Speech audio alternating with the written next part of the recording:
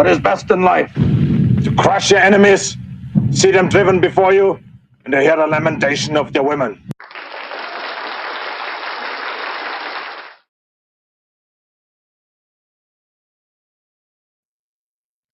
All right. What is it, Tuesday night?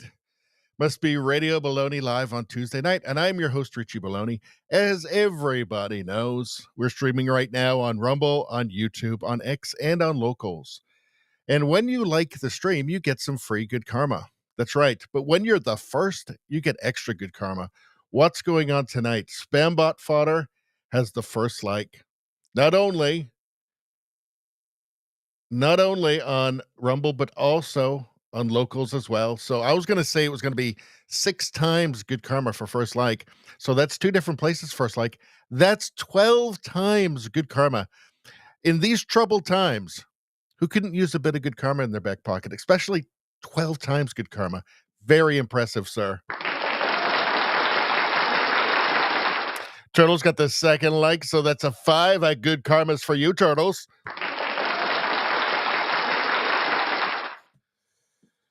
All right. What the heck is going on?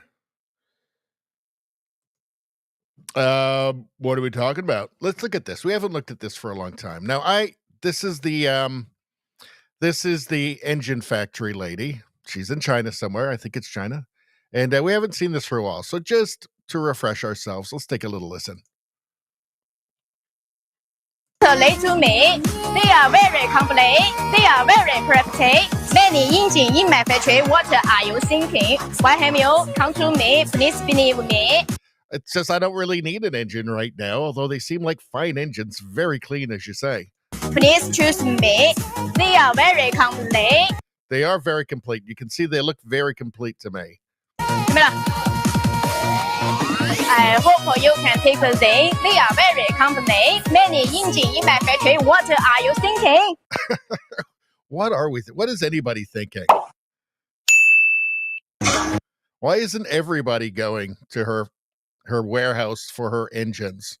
They're very complete. She's telling us that. And you can see, I mean, if for those just listening later on the podcast version of this, I'm telling you right now, you can see they're very complete. All right, Denny, good to see you. How you doing? Good evening, everyone. Hope everyone is doing well. Yes, I'm doing very well. Let's see. Turtle says, engine in the bedroom, second like on YouTube. Second like on YouTube. So that means you get 10 good karmas. 10, that's 5 on each for Rumble and YouTube. 10 good karmas for you in these troubled times. I mean, come on. Spambot says, I refuse to use CommieTube. Well, there are a lot of commies, I think, in YouTube. I've said this before, but you know that the word commie is a sensitive word. Like when you're uploading your content up to Rumble, I'm being informed here that it's a sensitive word that the algorithm won't like. You can say communist, that's fine, but commie, they don't want you making fun of commies on YouTube. Who would have guessed that? So weird. Let's see. Denny is posting from YouTube. And we love the YouTubers that come into the chat for the show. We love the YouTubers. It's not their fault. It's not their fault that YouTube is what it is, that there's a bunch of purple-haired gremlins running it. It's not their fault. These are good people. Let's see. Rosie, how you doing, Rosie? Like number 3. That's a 4. That's a quadruple good karma for you, Rosie. Let's see. All right. Let's go through the menu, shall we? What are we going to talk about tonight? Well, we're going to talk about the Biden Autopen, and there's the House Oversight Committee that have declared every Biden executive action null and void. That's not really quite the end of it, but we'll get to it. Don't worry. Cuomo closes the gap as Mom Donnie, the commie Mom Donnie commie, or commie Mom Donnie, whatever you want to say. Cuomo closes the gap as Mom Donnie plays victim. That's right. Well, he's informed everybody. He's informed the world. He's informed New Yorkers that the real tragedy of 9/11 is that somebody might have looked funny at his aunt once. because she had a hijab on, apparently. So, yeah. Let's see. We got some stuff on Woke Canada here. Here's Francis Widowson, who's maybe the last, maybe with Gad Saad, the last two sane professors in Canada, although she's not a professor anymore because she got fired for being too sane from Mount Royal University. So, yeah. Anyway, she's talking to Peter Boghossian here and talking about an experience she had with Woke Canada, and it didn't go well. We're going to talk about the Trump tariffs. We're going to talk about the ridiculous, idiotic ad that Doug Ford ran in the States and the backlash against that, and also that now British Columbia Premier David Eby, who's a commie, he's a commie. He wants to do it again to make it even worse. These people don't care about Canada. They don't care about Canadians. They care about politics and pleasing their insane far leftist voter base. So that's a problem for Canada. Of course, we're going to talk about a bit of Mark Carney here. A bit of Mark Carney. It pains us to do so.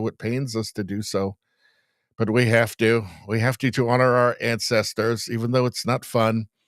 Canadian media bias, a little bit on that. Carney budget, we're going to talk about that a little bit. Craziness.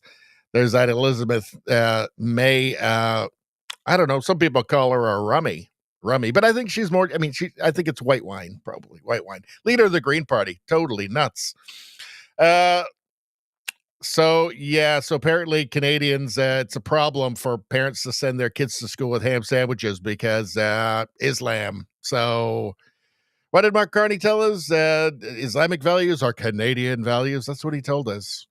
He was being very literal, I guess, very literal. Here we have something, a British comedian, Jimmy Carr. He's talking here about Graham Linehan, and Carr is showing his support. We'll get into it. It's a good thing. Two very funny men, actually. But we'll get to it. Don't worry. We're going to revisit that story of the girl with the axe in Scotland. This one here, do you remember this? There were some, I guess there were just immigrants that have been causing problems, and it's resulting in 12-year-old girls or 14-year-old girls walking around with axes and knives to protect themselves. Anyway, there's an update on that story, and it's not good. It's good, but not good. Alberta independence. There was a big independence rally. We're going to spend a bit of time on this. I think it's a possibility. There's a lot of people who think, oh, no, that will never happen and blah, blah, blah. I think that's wishful thinking. I think it absolutely could happen. Of course, the media is not very interested. Edmonton Journal, not interested. That's a bit weird. Let's see. And then we've got the last one, which is all kinds of stuff. It's animals and some palate cleansers. We're going to look at some animals. And then there's actually a sensible young person here, apparently. I haven't watched it yet, but I just saw it and I thought I'd put it on there. We'd take a look together and see it for the first time together. A bunch of random stuff. And there we go. And then we have this. Oh, God damn it. 应景应景一应景应景应买翡翠 If you need many 应景 you can find them Don't hurt me Don't lie to me They are very complete They are very pretty Many 应景 Very pretty, those engines. That's how you want your engines. That's what I always consider first in an engine. All right, let's get back to the chat. Maybe we'll switch off this one for now. What else we got down here? I always like this one. That's a good one.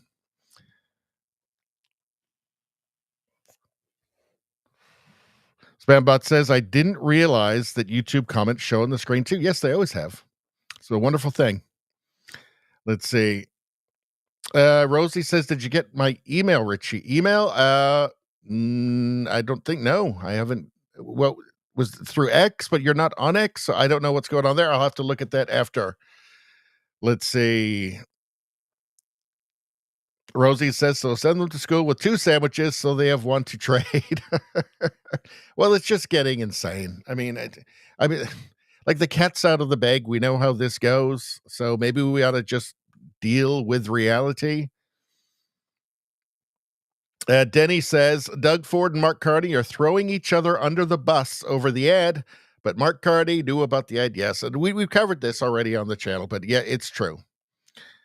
Talking about that stupid Reagan ad that they ran in the States. Just so dumb. Spambot Fodder says, I was at the rally. My estimates from the drone a buddy flew at the time I arrived was close to 18,000 present at that moment. Wow, that's interesting. I've got a bunch of footage of it. It doesn't look, I'm going to be honest with you, it doesn't look like 18,000, but we'll take a look at the footage together. Oh, okay, to the website. Alrighty. Thanks, Rosie. I'll check that out later. Let's see. All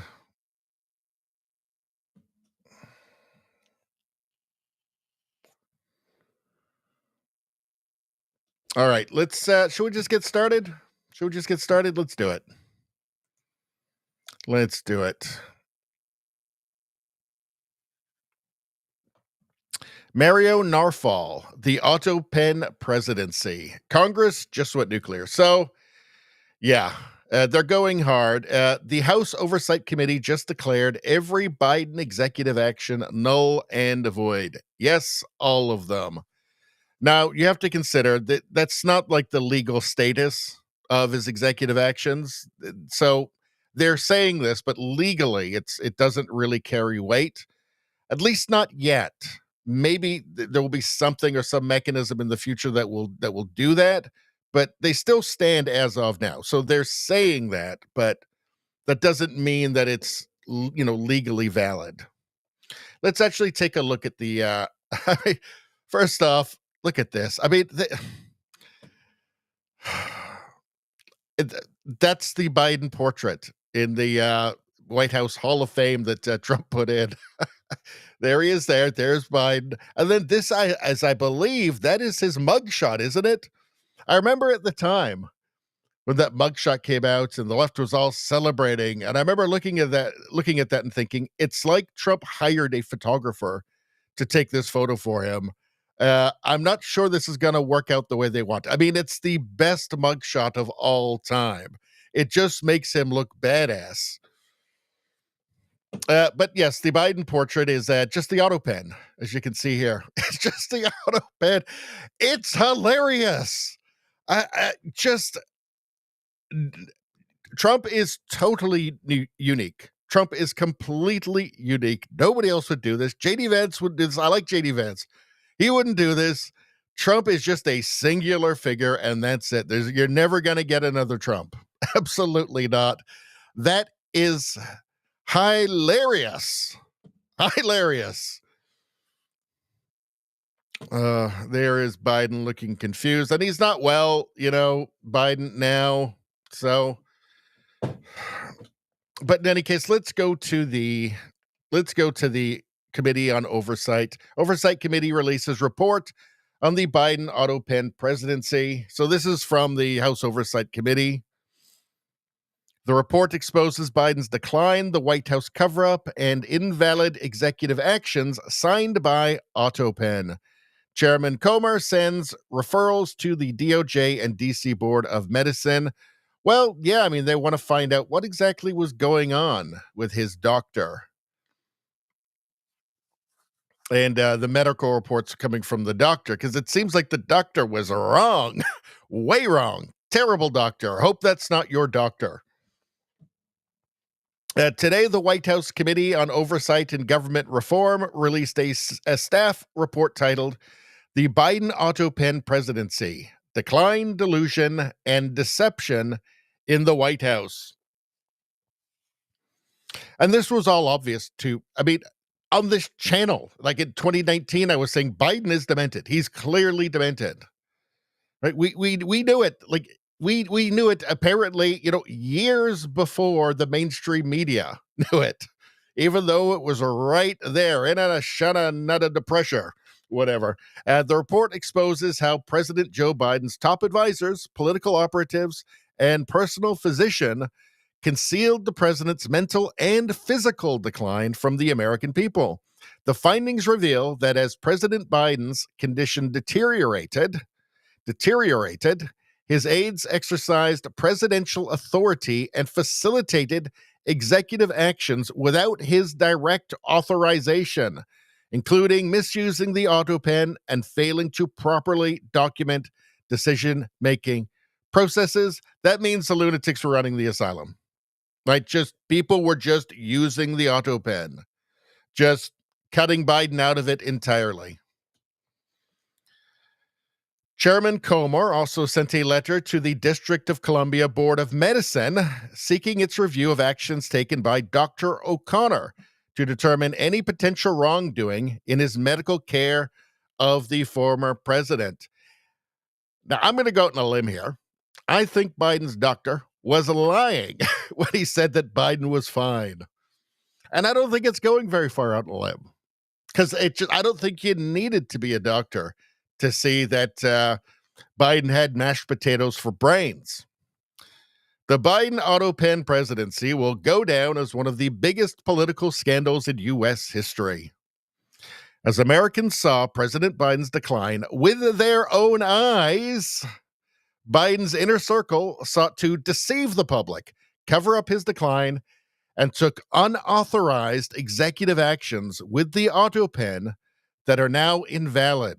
Now, and that was from Chairman James Comer. Now, technically, they're not. What will happen in the future, I don't know. But what the world witnessed was a junta, just a cabal running the most powerful country in the world. Because Biden clearly wasn't. He had no idea what the hell was happening. Executive actions performed by Biden White House staff and signed by Autopen are null and void, they're saying. I mean, the scary thing is, though, that legally they're not, right? They're still actually like official and valid by law, which is scary because who the hell knows who was actually signing these things with the Autopen? Exercise, let's see, hold on a second. So below are key findings and recommendations from the report. Okay. So recommendations. Exercise of presidential authority by Biden aides, making executive actions signed by Autopen invalid. Pardon me. Sorry. Exercise of presidential authority by Biden aides, making executive actions signed by Autopen invalid. Senior Biden staff exercised presidential authority or facilitated executive actions without direct authorization from President Biden himself. Just think about how crazy that is. I mean, these actions could be affecting the entire country, including through misuse of the Autopen and failures in documenting decision-making processes. The Oversight Committee found alarming deficiencies in the documentation and custody of the president's decision binder, including instances where executive actions were executed without written authorization or clear record of the president's approval. This is insanity. This is like what you'd see in a kleptocracy. I mean, they really need to find out, follow these executive actions and follow the money. Find out, were people just making themselves wealthy with the Autopen? The committee identified irregularities in the issuance of pardons and commutations during the final days of the Biden presidency, including those involving members of the Biden family, where the Autopen was used without confirmed presidential authorization or proper documentation. So I'm sure at the end there, it was just a free-for-all, right? It's like, yeah, who's got the Autopen next? I got it. I need it next. Then you get it. Like, crazy. And all just covered up by the media. Just unbelievable. All right. So there you have it. The House Oversight Committee declared every Biden executive action null and void, although they're not really. But they're digging up this incredible scandal that, of course, the mainstream media is not going to be interested in, but I'm sure historians in the future will be. Anyway, let's get back to the chat.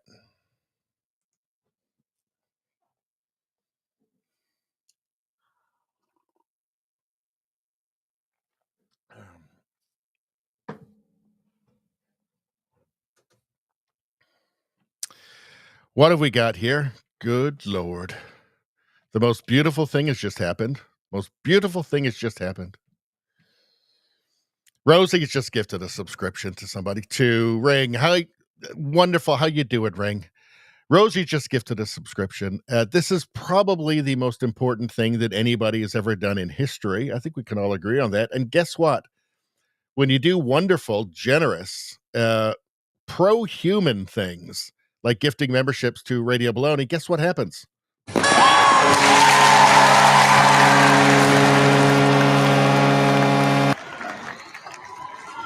That's right. You earn best person ever status. You can throw out a bunch of names of all these amazing people from history. Guess what? Dog shit compared to Rosie. Number one in all books. Thank you, Rosie. You are nature's greatest miracle.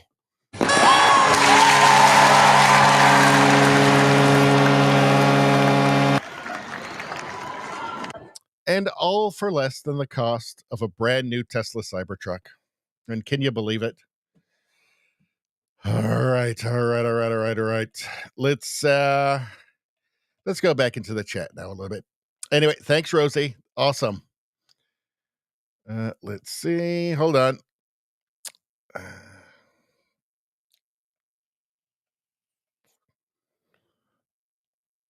All right. Spambot saying 18,000 at that Alberta rally. 18,000. I mean, I certainly hope it was that much. It does look like a big crowd. I'll definitely say that. You're getting there's different numbers floating around. I mean, I expect the mainstream media to undersell it, obviously.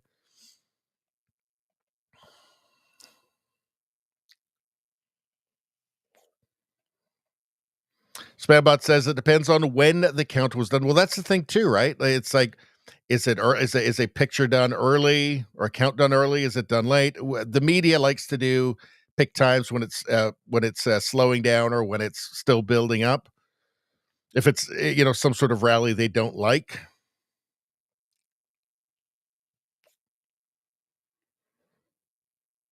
Let's see. Yeah, but we're going to get to that in a little bit. So we will we're going to spend some time on that, Spam. Spambot said, "Richie, are you on Signal yet?"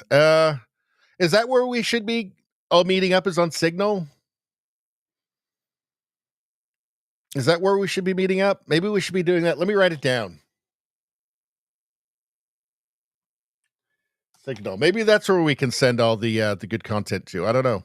Although it's very easy for me on X is the thing. It's just so easy for me there. So I don't know. I'm definitely going to keep that line open. Let's see. Oh, Ring is that Denny from YouTube. Good to see you. Good to see you over here. Yeah, the water's great here, Denny.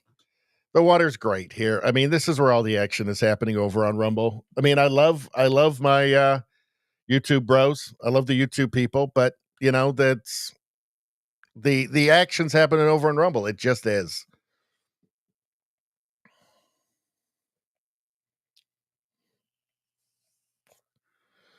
Let's see. All right.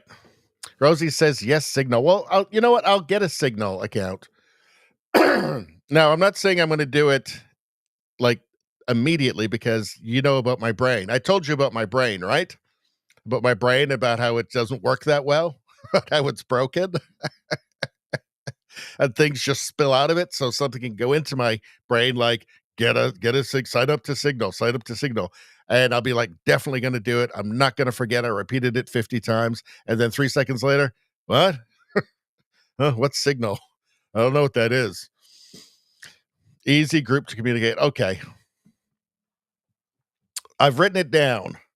So we will see what will happen. I had to write something else down too. What was that? Oh, yeah, it was with the Rumble logo. Ah, God damn it. I forgot that. I forgot it. I forgot that as well. See, this is what happens. It's my brain. It's my brain problem. So Cuomo closes the gap as Mamdani plays victim. Will New York be saved? Will New York be saved from the global intifada communist? Zoran Mamdani. Cuomo closes the gap as Mamdani plays victim. That's right. Well, he's informed everybody that the real victim on 9/11 was his aunt, who says that somebody gave her a mean look because she was wearing a hijab on the subway or something. That was the real victim. That's what really brings him to tears. Just some unsubstantiated story, which is so minor when you consider how earth-shattering and terrible 9/11 was, and how many Americans died terribly. So, I don't know. I mean, I can't see that as helping him much, and I guess it's not, because the gap is closing a little bit. I still think he's going to be the mayor. This was written by Ben Shapiro. If you won't give him the mayoralty of the financial center of planet Earth, it must be because you are mean to Muslims, he says. So let's take a look here. Says there is some good news out of New York. It's not a lot of good news out of New York, but it's some good news. There's a brand new poll from Suffolk.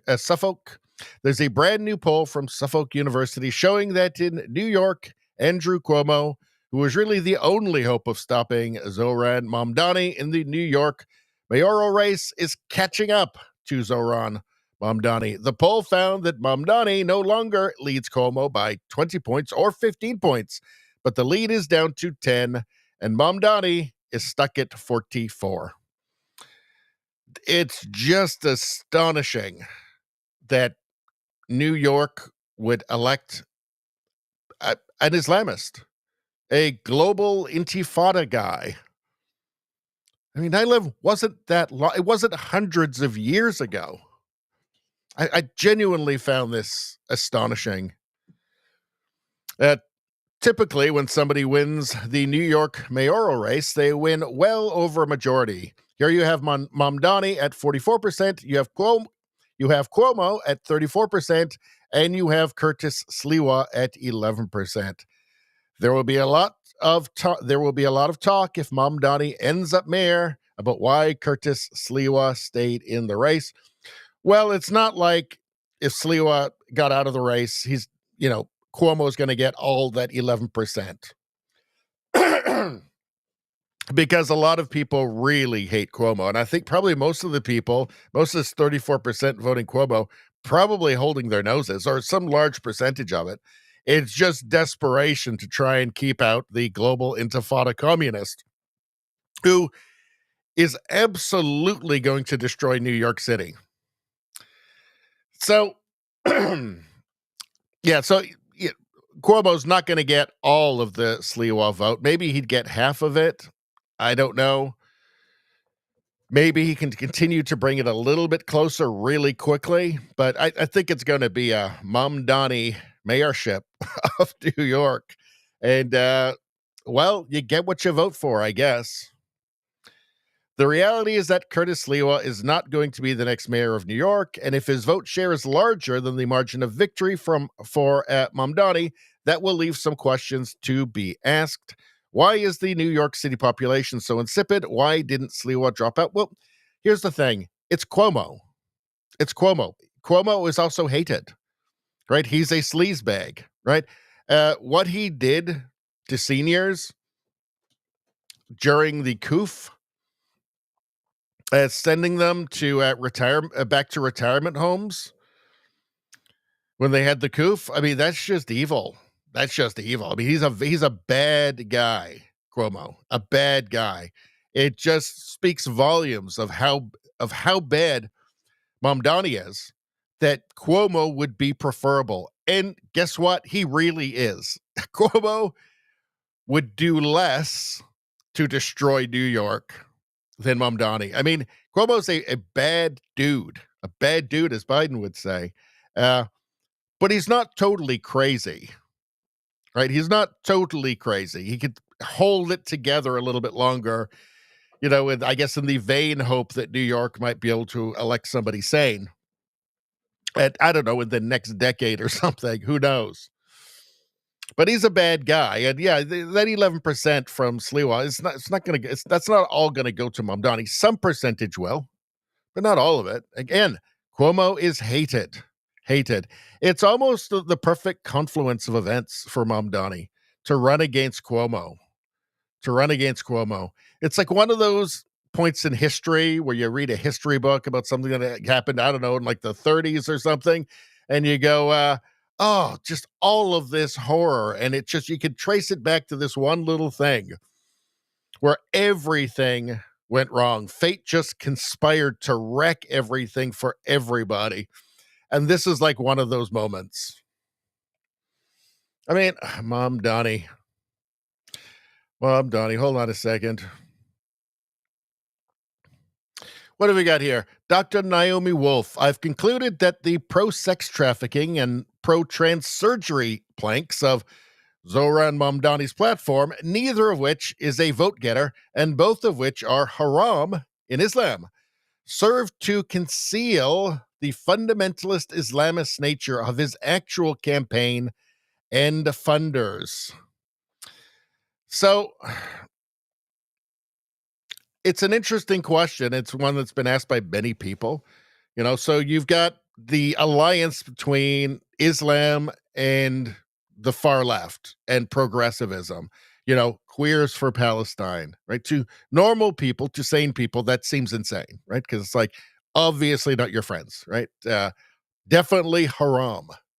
They'll haram you right off the top of a building in a lot of parts of the Middle East. So, so it's a weird thing that obviously they're concealing true intentions, right, for power, right? So they're using the progressives, the left, the radical left are useful idiots. They're seen as useful idiots for these Islamist leaders, right? Obviously, and it's shocking they can't see it. It's just it's incredible naivete and historical illiteracy. What's going on here? Mayoral candidate Zohran Mamdani is backing a $65 million taxpayer-funded plan that includes gender-affirming health care for minors, of course. Mayoral candidate Curtis Sliwa weighs in. What do you think? Well, hey, what's going on, everyone? Look, I'm in the subways with a fixture of the subways. My main man, Curtis Sliwa. How you doing today? Oh, man, I'm in the subways. This is where the electricity pulsates through my veins and arteries. Now, let's get to business. Yeah. Zohran Mamdani want to spend $65 million on transgender treatment. But for minors, how do you feel about that? No. Look, even Europe, which led in this, has said that's been a disaster. You shouldn't have young people going through that kind of transition period. Wait till they're adults. I think we're all becoming aware you need to be an adult and make choices. So Zohran couldn't be more hopelessly wrong on this. It's going to hurt a lot of young people. Now, those people can't even vote for him, ironically, if they minors, right? So you want minors to make lifetime decisions like this. You want them, they can't vote, they can't buy alcohol, they can't even walk into a tattoo shop to get a tattoo, but you want them to alter their bodies. Well, worse yet, I have 3 sons. They won't even give them an aspirin, the school nurse, without permission of one of the parents. I remember my middle son had a problem with. Yeah, we know what's going on. And So it's for the useful idiot progressives, right? The Islamists they're not doing any of that to their kids. They're like, yeah, you do that to your kids. That's fine. That's fine. We ain't doing it to ours, but you can go ahead and do it to yours, right? Yeah, somebody needs to remind like the communists, the progressives that are voting for Zohran Mamdani, what happened in Iran with the alliance between the Islamists and the communists. It didn't go well for the communists. In fact, they murdered them all. The Islamists murdered all the communists as soon as they had power. So again, I keep repeating, historic illiteracy, it's a problem. Hold on. Do we have anything else here that we wanted to see? Yeah, we watched that wild attack ad on Mamdani, which I found hilarious. We won't run it again, though. We won't run it again. All right, let's go back to the chat for a second.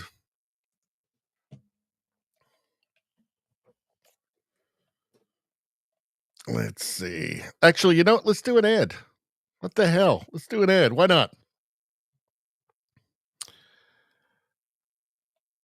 How about this beautiful crypto ad? I love this ad so. I love it so. Let's be clear. Cryptocurrency is no longer emerging. It's here. And this latest move cements that reality in the biggest way yet. Trump Media Group just inked a massive $6.4 billion deal with Crypto.com, the world's top crypto platform. They're teaming up to scoop up $6.4 billion in CRO, the powerhouse token that fuels fast, low-fee DeFi, staking rewards, and real-world perks like cashback on your spends. To launch America's first CRO treasury. When it's done, this new company will be the biggest CRO holder out there. Want in on the action? Head to Crypto.com. That's Crypto.com today and grab some CRO. Let's make crypto great again.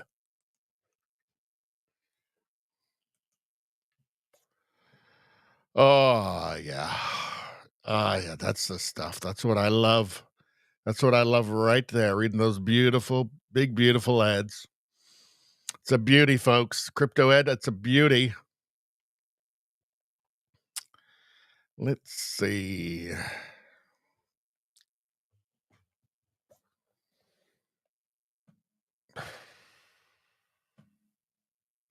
Rosie says I can send DM links to X on Signal. Really? Well, that's interesting. Okay. Well, I've got to remember. In fact, I'm going to circle it. Hold on. All right. I wrote it down. I circled it. I underlined it. And then I put a square around it. So now it's extra noticeable. So I will remember. Probably. Probably. Maybe. Rosie asked, did you get my song list on XDM at the beginning of your break? I cannot to remember. I'll have to check again. Trudeau Survivor. How you doing, Trudeau Survivor? Is WAP on your song list? Rosie? It is not. We went over that last night. Terrible, gross song. Rosie says, growly ad. Let's make ad reads great again. Perfect delivery. No commie hate. Only 8.9 out of 10. Well, I have to read the exact script or they won't pay me the 90 cents. So, Bristletube, how you doing? Good to see you. All right. Rosie says, he's circling it. Not only circled, underlined, and then drew a rectangle around it. So, if I don't notice that, well, I guess that's just normal, but we'll see. Just keep reminding me anyway. I don't know. So, what's going on here? From Wiretap Media, 6 calls to Winnipeg police went unresponded to while Frances Widdowson was being assaulted on Winnipeg University's campus. So she was doing street epistemology, which is something that was made popular by Peter Boghossian here, where they just go out they go to university campuses and they essentially are just asking questions and trying to find out why people believe the things that they do, and hopefully getting them to question, to think critically, get people to think critically, which is very difficult on a college campus these days, and that's by design. The commie professors don't want their students thinking critically. They just want them to regurgitate. But in any case, she was calling the police. She called the police 6 times while she was being assaulted on Winnipeg University's campus, and she later found out that one of her attackers was an honorary guest at a Winnipeg police function. So, do you know the Soviets had police? There's police in Cuba. There's police in North Korea, right? So when the woke mind virus takes over an institution, it takes over the institution, and it makes it about the woke mind virus from now on, not about its original function. So everything becomes just arbitrarily political, and when that's happening with the police force, it's bad news. Anyway, there was 7 women in the end who surrounded me, linked arms, surrounded me, and decided that they were going to push me off campus. And there was no way I was going to let that happen. And I tried what did security do? They just stood down. They stood down. They did nothing. Because the people are indigenous, I would imagine. Yes, because they're indigenous. And the police were called. 6 people called the police. The police never showed up. Well, yeah, because social justice was being achieved. And the police, the most horrible thing was a couple of days later when the police, the Winnipeg police, were having their sacred fire ceremony for Truth and Reconciliation Week. They actually allowed one of the women who assaulted me to be one of their major speakers. Her name is Geraldine Shingoose, also known as Grandma Shingoose. Grandma Shingoose. Grandma Shingoose was achieving social justice by silencing you on campus because you were asking people for evidence for their beliefs. Is that a fair statement? And you were also asking them what it would take to change your mind. And this is an anathema to Grandma Shingoose and the social justice mentality. Exactly. Is that fair? Yeah, they think that their views are the truth, and anyone who questions them is a hate monger and should be. They were saying that I belonged underground. Yeah, I mean, how much they really believe that anybody who opposes them or just accurately describes reality is a hate monger, racist, white supremacist, blah, blah, blah, blah, blah, genocide, blah, blah, blah, all of that stuff. How much they really believe it is up for debate, I guess. I mean, it's just a very useful weapon, which they're using, and it's working for them right now. But we know that eventually it has a shelf life. Eventually that stops working, and there'll be a backlash. I think that long term, this stuff, what's happening with the land claims and I think it can only be described as a media hoax. The unmarked graves scandal in Canada. All this stuff is long-term not good for Indigenous people in Canada, especially because, again, eventually reality is going to assert itself. And with the demographic changes that have happened very quickly, and they're happening very quickly in Canada, white guilt is going to lose its value real quick. And once that tips, it's going to be very different. None of this stuff is going to work, and there will be backlash. And there's going to be a lot of power left.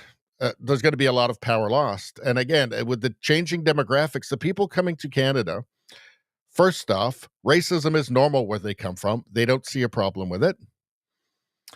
They don't have white guilt, right? Yet their tax dollars are being taken as well. And they are not going to be sympathetic, and they cannot be shamed, and they will not be shamed. And this is long-term going to be a disaster for Indigenous people. And I hope that they have some leaders that are telling them this, like, hold on a second, like, we have to be reasonable, right? This is not a long-term plan, just calling everybody who asks any kind of reasonable question a racist or white supremacist or something. This is not long-term sustainable. Okay. If we want truth and reconciliation, truth has to be a part of it. It's not just everybody's a racist. Let's see. What's going on here? Hold on a second. My God. Rosie must be some sort of earth angel gifting another channel membership, another subscription for Radio Baloney on Rumble. This is one of the most beautiful things. I'm being brought to tears right now. Guess what? Best person ever.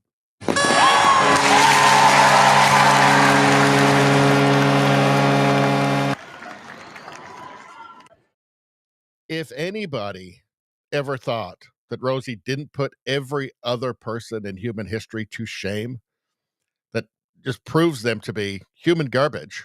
Well, this should put an end to it. There's 2 memberships right there in a row. Come on, people.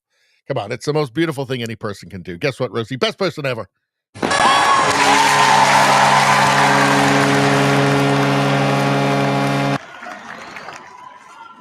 It really is the best thing anybody can do for the channel. I do appreciate it, Rosie. Thank you so much. All right.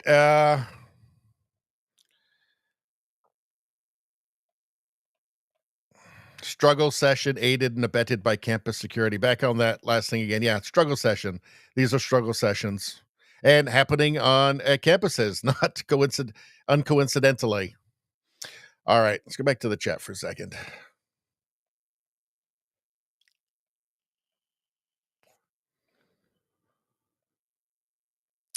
Let's see. Bristletube says, did you hear Brookfield signed a deal for SMR and uranium? And Canada rejected a deal with U.S. that included that uranium. Something fishy there.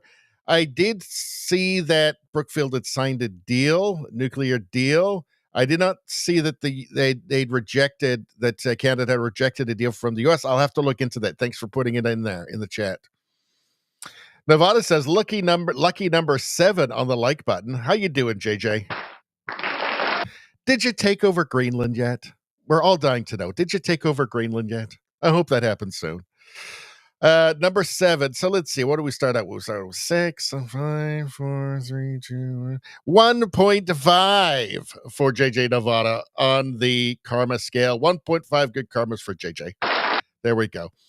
JJ says, no commie hate. There's certain ads I cannot improvise. I just have to read them. They say it very clearly. They get very cross with you if you don't do it.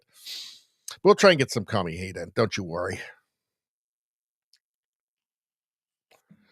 Trudeau Survivor says, I watched the street epistemology video. The Aboriginals were screaming and banging drums right in Francis. Yes, that's 100% true. 100% true.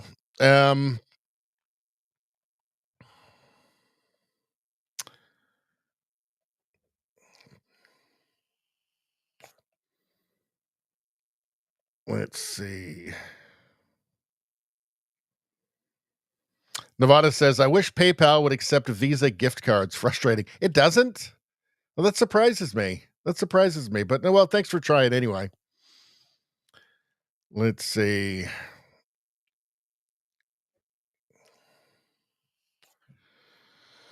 All right. Bristletube says, hit the like for you. What a wonderful thing to do. What a wonderful person Bristletube is. Hitting the like. Everybody be like Bristletube and hit that like right now and get your free good karma. If you don't, you might die. That's what I hear. That's what I hear all the time. I hear about people that happens to. I don't know if that's real. In fact, I know that it's not. But you know what? I'd rather be safe than sorry, right? It's like Pascal's wager. All right.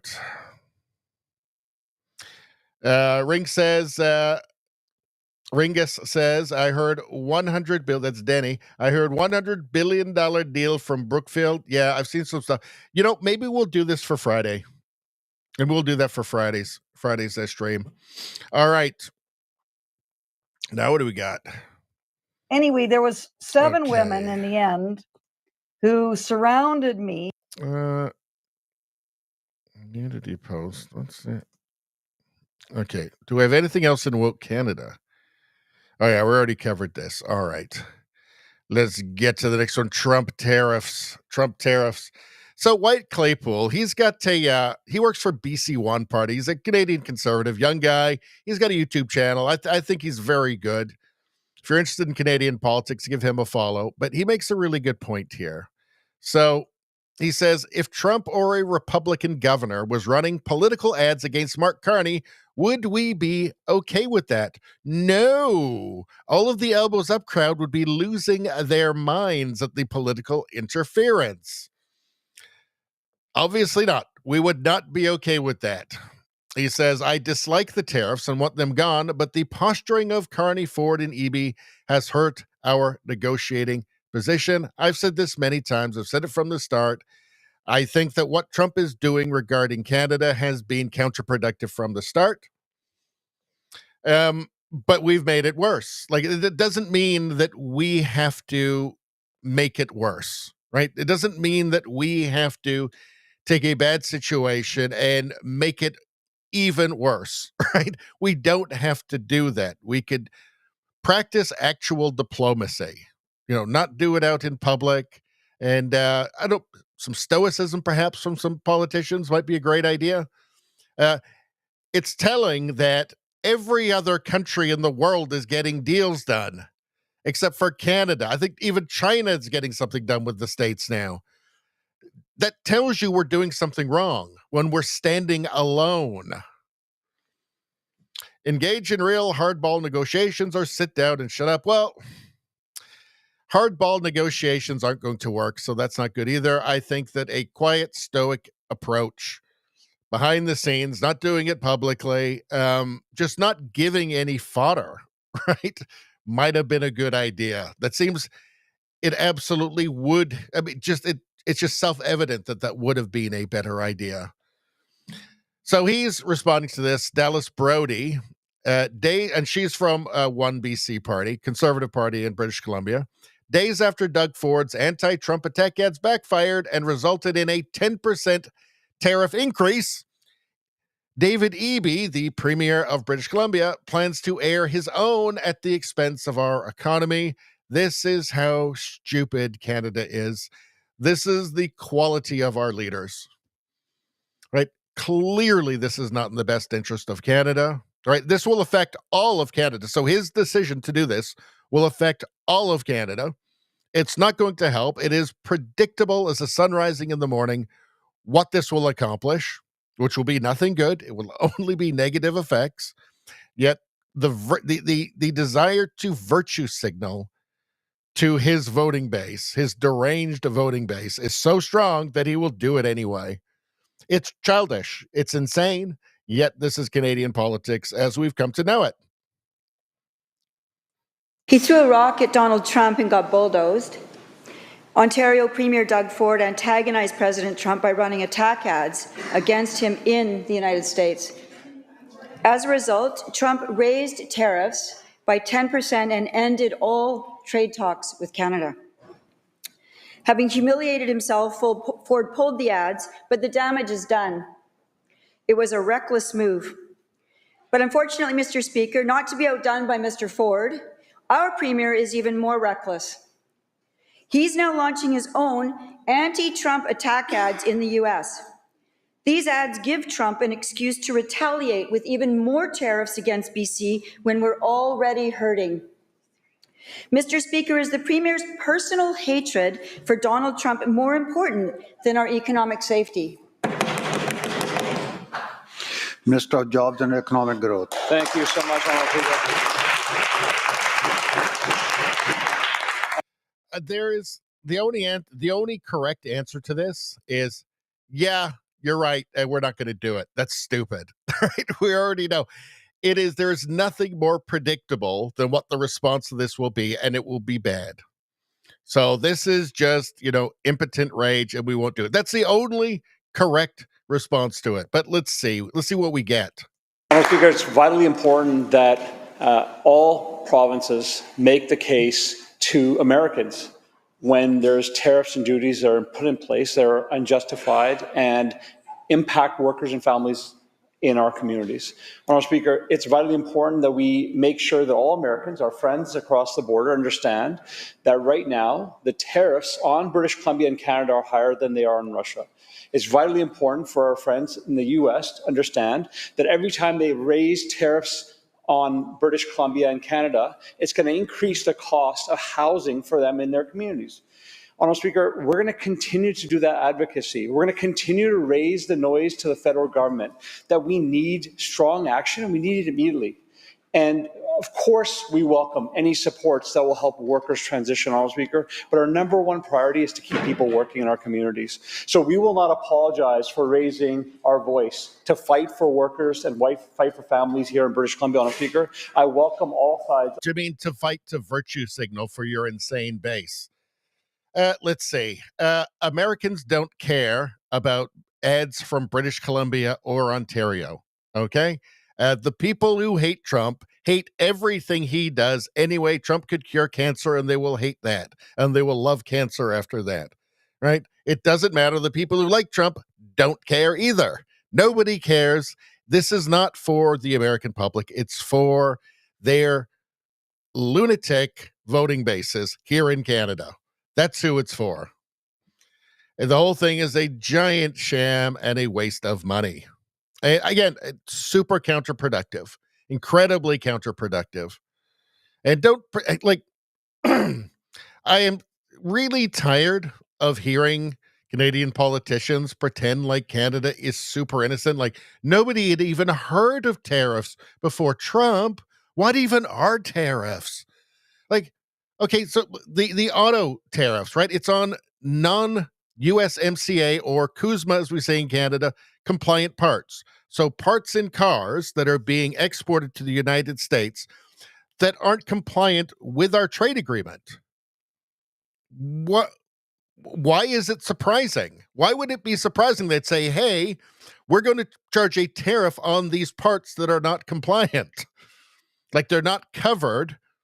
These parts are not covered. They're not allowed under our existing trade agreement. You're not supposed to be doing that. I'm so sick of this. We're just so innocent, and we've never done anything before. Every country has a long history with tariffs, all right? Every country is trying to get the best advantage that they can, Canada included. Okay, this is the correct attitude to go into negotiations, a realistic one, as opposed to what we get now, which is like the most insane mixed messaging that you've ever heard of. Like, our relationship with the United States is over, but we have the best deal in the world and we're working to make it better. What? What does that mean? That seems to be two different things. All right.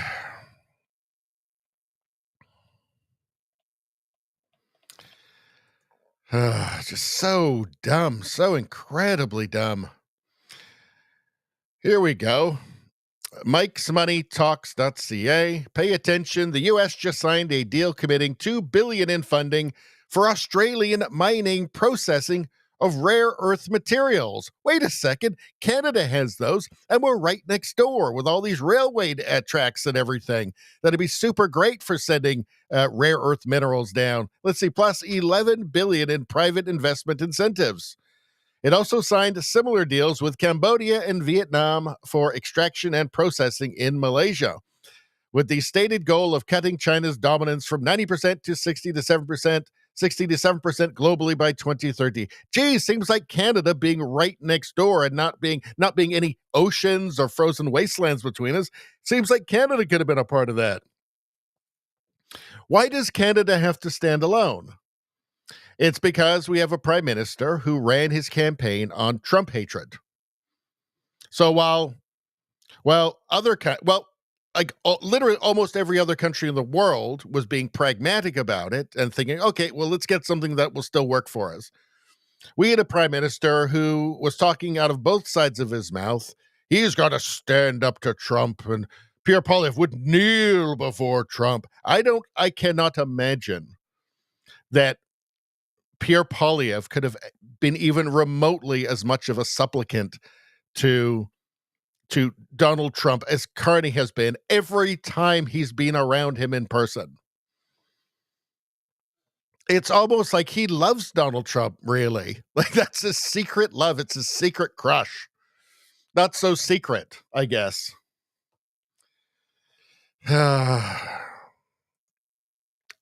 It's just an absolute joke. And then you see him here talking about it, right? He just doesn't seem bothered. He's not bothered. This is a man who parachuted in from Europe, a man who's barely spent any of his adult life in Canada. Okay? Of course, he doesn't give a shit. Ending today at the Association of Southeast Asian Nations Summit in Malaysia, looking to drum up investment into Canada. Earlier this week, Carney said Ottawa has a goal of doubling exports to markets outside the U.S. in the next decade as Canada looks to diversify its markets. U.S. President Donald Trump is also set to attend the summit. The Prime Minister's office has said there is no meeting set between Trump and Carney. With me now. It says here, Carney to pitch Canada as reliable trading partner during Asia trip. Well, India's just told us to our faces, yeah, you're not.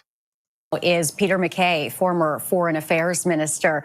Thank you very much, sir, for being here. Now, we do know Canada's Foreign Affairs Minister was in Asia trying to lay the groundwork for a meeting between Chinese President Xi Jinping and Mark Carney. How significant could a meeting between these two leaders be? Well, I think it would be significant, Renee, and I think that both the work of the Foreign Affairs Minister and the Prime Minister is very much in keeping with this plan to diversify trade and to move away from an over-reliance on the American market. But that is going to take time. And let's be clear, we are never going to completely decouple or, in fact, at any time in the near future, replace the amount of trade that we do with the United States of America. So I think we need to take a little bit of an appetizer suppressant or sort of level out the expectation that we're going to somehow completely break away from the Americans and replace that with other marketplace. What can realistically be accomplished at these summits? Well, personal relationships matter. And I think what we have seen is a complacency. We, Canada, have already signed free trade agreements with over 40 countries. In fact, the Harper government set a record pace for signing new agreements with the European Union, with the Asia Pacific. There are other markets that we should be aggressively pursuing. The United Kingdom comes to mind. And so the expectation is do both. Do the work to get new market share, but also, of course, shore things up on the home front. And I think that's where this balance may be a little bit out of whack right now, where Prime Minister Carney is overseas, but there's a bit of a turmoil and an emergency here at home. See, that's a message that really would sell, isn't it? Like, yes, diversify, absolutely, but let's be realistic about who's right next door and just how much of our trade it's always going to be. It's insane to have any plan where you're actually going to reduce it. Quite honestly, you can try and diversify, but you still want to integrate even further into the American economy. To the whole idea with the retaliatory tariffs was to make the United States feel the pain. Well, obviously, we're not integrated well enough for that because Americans haven't even noticed. So become even more integrated. Become more indispensable. That seems like the smart thing to do. Also, just try and grow trade in general. So you can diversify and just generally grow trade. We've got lots of all the stuff that the world needs. That would seem to be like a winning message. Like, even if Carney didn't intend on it, and I don't think he intends for Canada to actually be an energy superpower, unless somehow you manage to include like carbon capture or something, windmills. I don't know. But even if he didn't mean it, it would at least be a winning message. Bristletoop says Carney wouldn't even stand up for his own kid when in the Oval Office. That is how weak he is. Yes, I noticed that as well.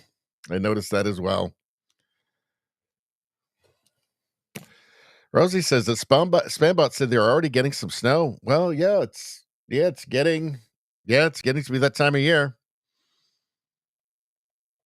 Let's see. Do we have here? Hold on a second.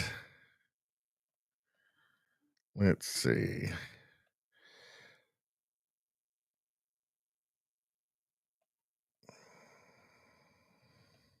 All right. Nevada said, why do they still have sign language person when we have closed captioning?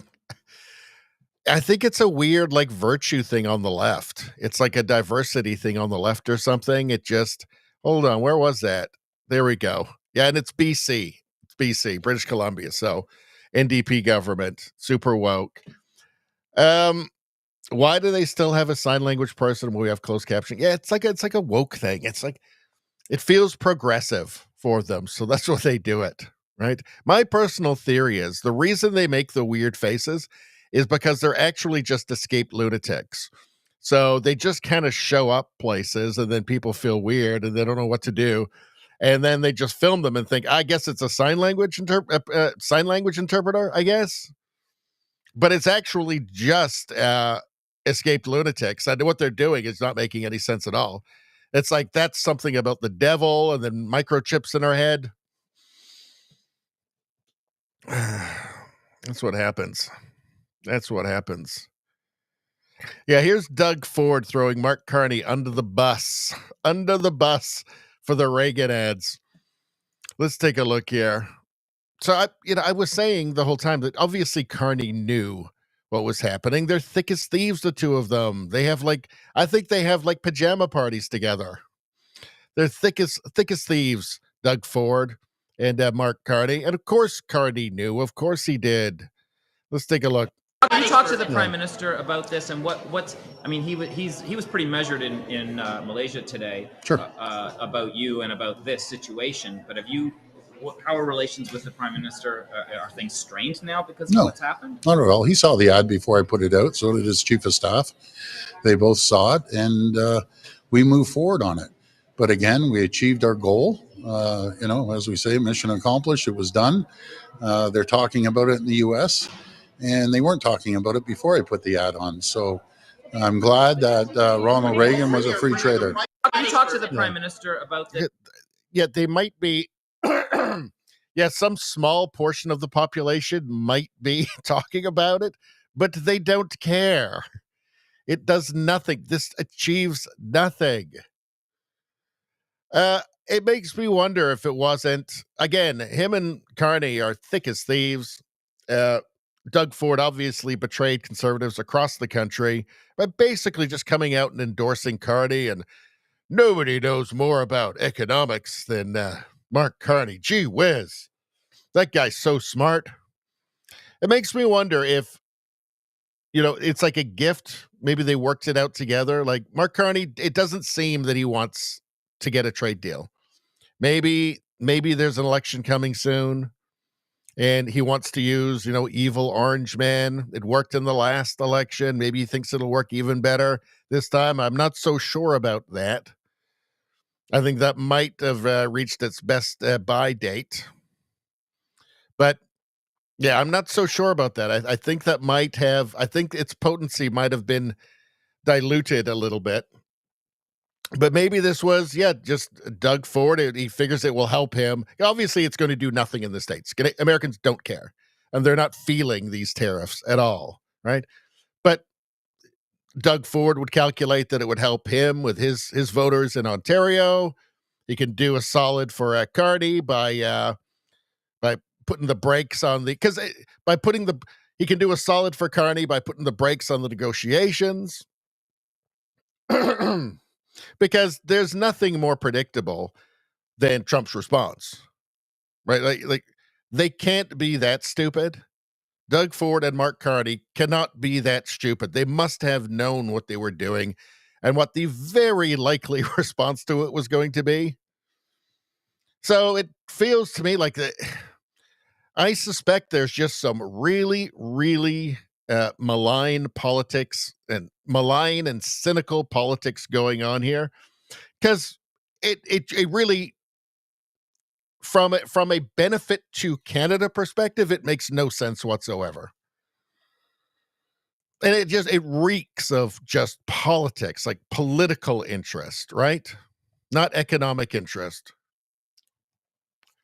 Tokyo Rosie said this: Canada could have had a trade deal with the U.S., but the Americans don't like working with the retarded holdovers from the Trudeau regime. Well, let's listen to this.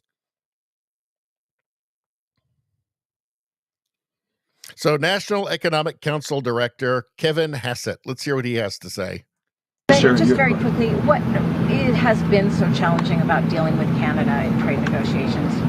I guess the lack of flexibility, and also I would guess that leftover behaviors from like the Trudeau folks that can be very frustrating for people who are negotiating. So, just very quickly, what it has been.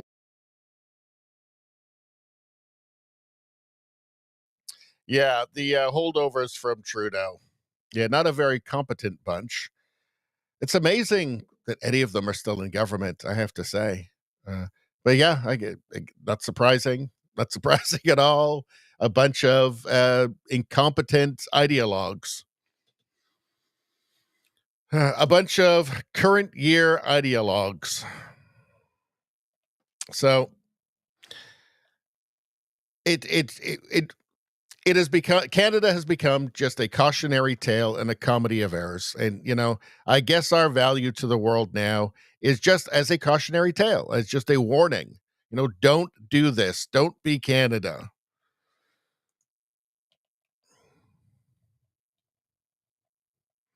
Yeah, so an additional 10% on tariffs because of the Doug Ford, the idiotic Doug Ford Reagan ad. David Eby in BC wants to put out another one because 10% isn't enough, apparently, but it will help him with his deranged base. So who cares? Just ruin the country. All right, what do we got next? So Sue here posted this, Great Big C.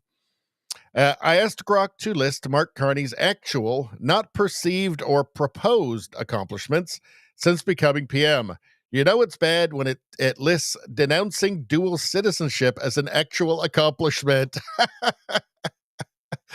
Mark Carney's accomplishments as Prime Minister of Canada, March 2025 to the present. So, yes, and also approving deals that have already been, also approving projects that have already been approved. That doesn't count as an accomplishment anyway. Let's see. So, list of his accomplishments. Renounced the dual citizenship. That's not an accomplishment. That is not an accomplishment. Let's see. Open the 45th Canadian Parliament. Not an accomplishment. Invited King Charles III to deliver the speech to the throne. A speech from the throne in March 2025. Not an accomplishment. Implemented arms embargo on Israel. Again, he wasn't elected to do arms embargoes on Israel. I'm not counting that as an accomplishment. That's caving to political pressure from part of his voting base. Reset Canada-India relations. Achieved a diplomatic thaw in 2025, resolving tensions from the prior administration, culminating in hosting Indian Prime Minister Narendra Modi at the 2025 G7 summit. Okay, so now we've just heard from an Indian diplomat that Canada is not considered a trusted partner for trade yet, for things like energy, for instance. Is it slightly better? Sure. I give it like a meh on the accomplishment scale. Not really much yet, but I guess it's better than just renouncing your citizenship from another country so you can be prime minister. Formally recognized the state of Palestine. I'm not considering this an accomplishment. Again, this was cynical political posturing. This was a political gift to part of his voting base, and it also badly damaged our negotiations with the United States as well, because as we know, Trump was cooking up his peace deal, which actually did accomplish something. So, yeah, this was just counterproductive and stupid, not an accomplishment. Drop digital service tax on U.S. tech firms, not an accomplishment. Withdrew retaliatory tariffs on U.S. goods. Why are these being listed as accomplishments? None of these are accomplishments. There's nothing here. He's done nothing. He's useless. He's been counterproductive. He's just hurt the country far more than he's helped. Ryan Garrettson posted this. There's a thing called duper's delight, where someone has visible enjoyment when they are about to lie. Carney does this endlessly with smiles and smirks before he answers a question. I've noticed this. Have you guys noticed this? I've noticed this. He does this weird little look on his face as he's about to deliver a word salad. Let's take a look. Donald Trump says he doesn't want to see you at all at APEC. Has the Canadian government given any consideration to the possibility that he doesn't want to negotiate? And do you have a contingency plan for that? We have lots of, yes. The short answer is yes. To your follow-up, no, I'm not about to detail those contingency plans. But I will go to the big, obvious plan that is there in plain sight and will be further detailed in the budget on November 4th. He's awfully cavalier for a guy who told us in the election that Canada's in the worst crisis in its history, and it's only gotten worse. He's remarkably cavalier, isn't he? Almost as if, like, I don't know, like he's at APEC. Almost like he's fine with what's been going on. Has the Canadian government given any consideration to the possibility that he doesn't want? Yeah, it's weird, isn't it? It's weird. I'm not saying that he's, and I'm not saying that he's a lizard person either. All I'm saying is that he's not a human being. All right.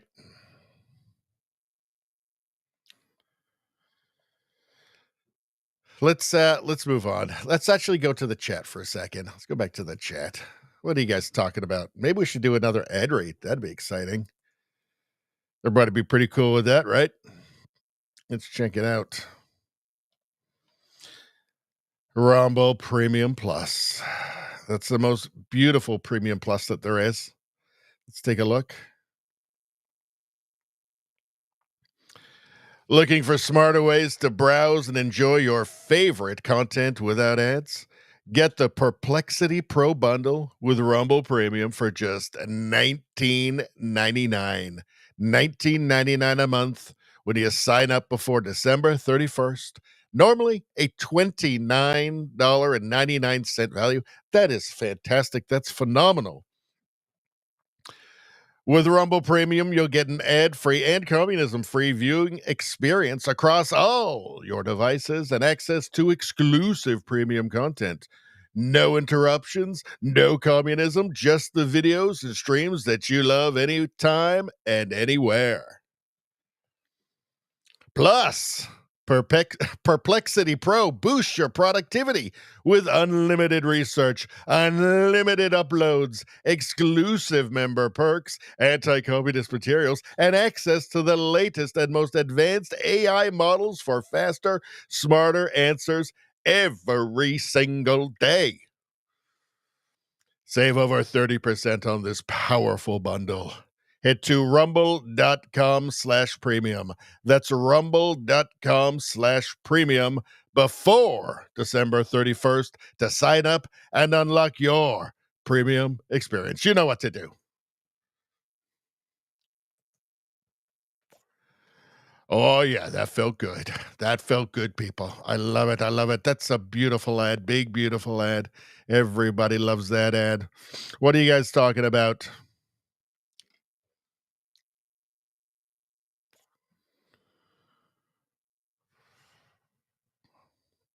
Rosie says, is there a governmental step that allows Alberta sovereignty and independence with U.S. protections, not a principality or a state? What might it be? Is there such a thing? Well, isn't there, like, what is a protectorate? What is a protectorate? I'm not sure. I don't know.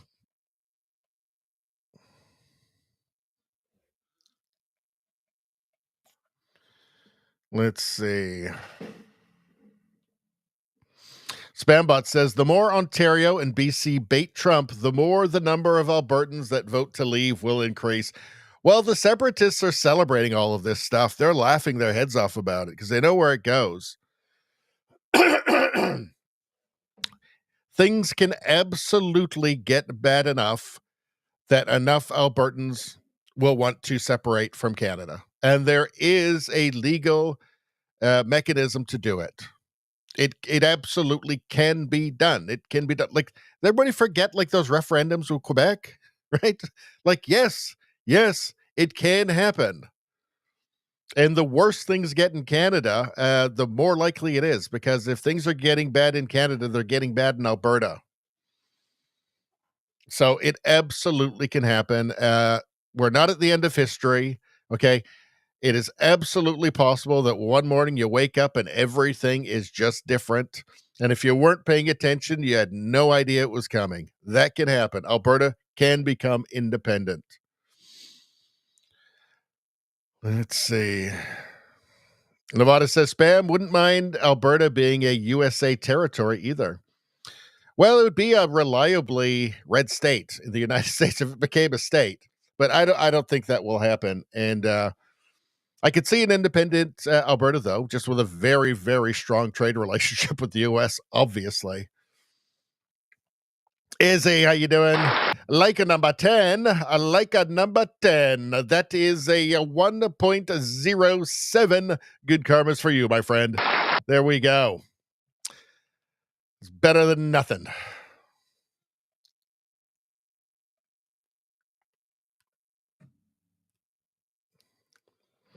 Trudeau Survivor asks, I think a good question. Is giving billions of taxpayer dollars to Ukraine keeping the war going on the accomplishment list? I don't think it was in there. Let's see.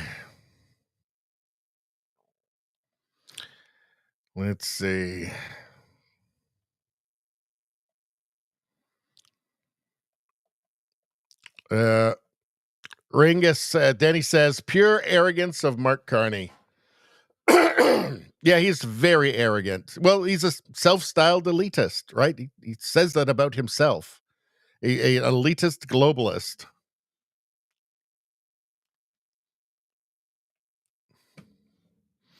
Judo Survivor says, can that idiot Carney say a sentence without using Listening to him try to formulate sentences is agonizing. Yeah, it's like nails into your brain. It's like injecting hydrochloric acid into your bone marrow. But to answer your question, can that idiot Carney say a sentence without using I don't know. See what I did? All right. Bristol says Carney is a narcissist. I mean, a real diagnosis of Marcusite personality disorder. I mean, narcissistic personality disorder? Marcusite? Is that like Mark Carney's? I don't know. Anyway, I take your point, and you're correct. Narcissist. Elitist globalists tend to be. Rosie says unlimited approval on the ad read. Great commie hate. 12 out of 10. That's almost the most out of 10 you can get. Thanks, Rosie. Nevada says if there's no commie hate, I'm not even going to rank it. Well, there was plenty in that one. Plenty of commie hate in that one, so you got to rank it now. All right, I'm going to skip to the end here. Narcissistic person. That's what I thought you meant.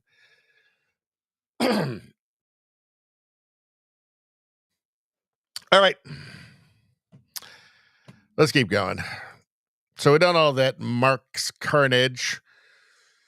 Mark Carnage Carney. Mark's Carnage Carney. Carnage Carney. So this is just a very quick one here for Canadian media bias. So GM Forbes noticed this. Canadian, a Globe and Mail writer, no less, living in California, rails against Canadians contributing to Buy American and still traveling to the U.S., rails against Canadians continuing to buy American and still traveling to the U.S., being traitors to Canada. Those people are traitors to Canada, apparently. The elbows up crowd really are morons. Well, why would he say that? Let's see. Gary Mason, Globe and Mail, from Palm Springs, California. Their Trump hatred has deranged them. It is genuine derangement. They can't even think straight anymore. Everything is just this reflexive, like fake elbows up patriotism now from the people who told us that Canada is a post-national country in a perpetual genocide state, no core identity, and might as well just be whatever that guy who showed up 5 minutes ago is. Oh, my God. From Gary Mason, Canadians spending money in the U.S. that helps the U.S. economy? Well, that is a choice, and one that I hope Canadians think long and hard about, given the hardship Trump is randomly imposing on our country. Let's see. Palm Springs, California. Now, I don't know when this picture is from. I don't know what this picture. Maybe it's before all of this, but I don't know.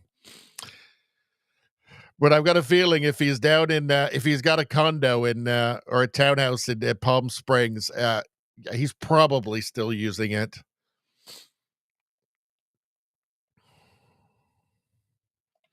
All right, let's move on. What are we, an hour and 27 minutes in?